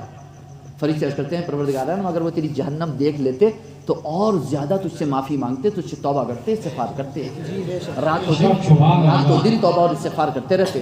پروردگار عالم ارشاد فرماتا ہے اشہدوا یا ملائکہ, اے فرشتوں گواہ ہو جاؤ, اے میرے فرشتوں یا ملائکتی، اے میرے فرشتوں گواہ ہو جاؤ، قد غفرت لہم، میں نے سب کی مغفرت فرما دی۔ سبحان اللہ سبحان اللہ۔ فرشتے عرض کرتے ہیں پروردگار عالم اس محفل میں تو ایک بندہ ایسا بھی تھا جو تیرا ذکر کرنے نہیں آیا تھا۔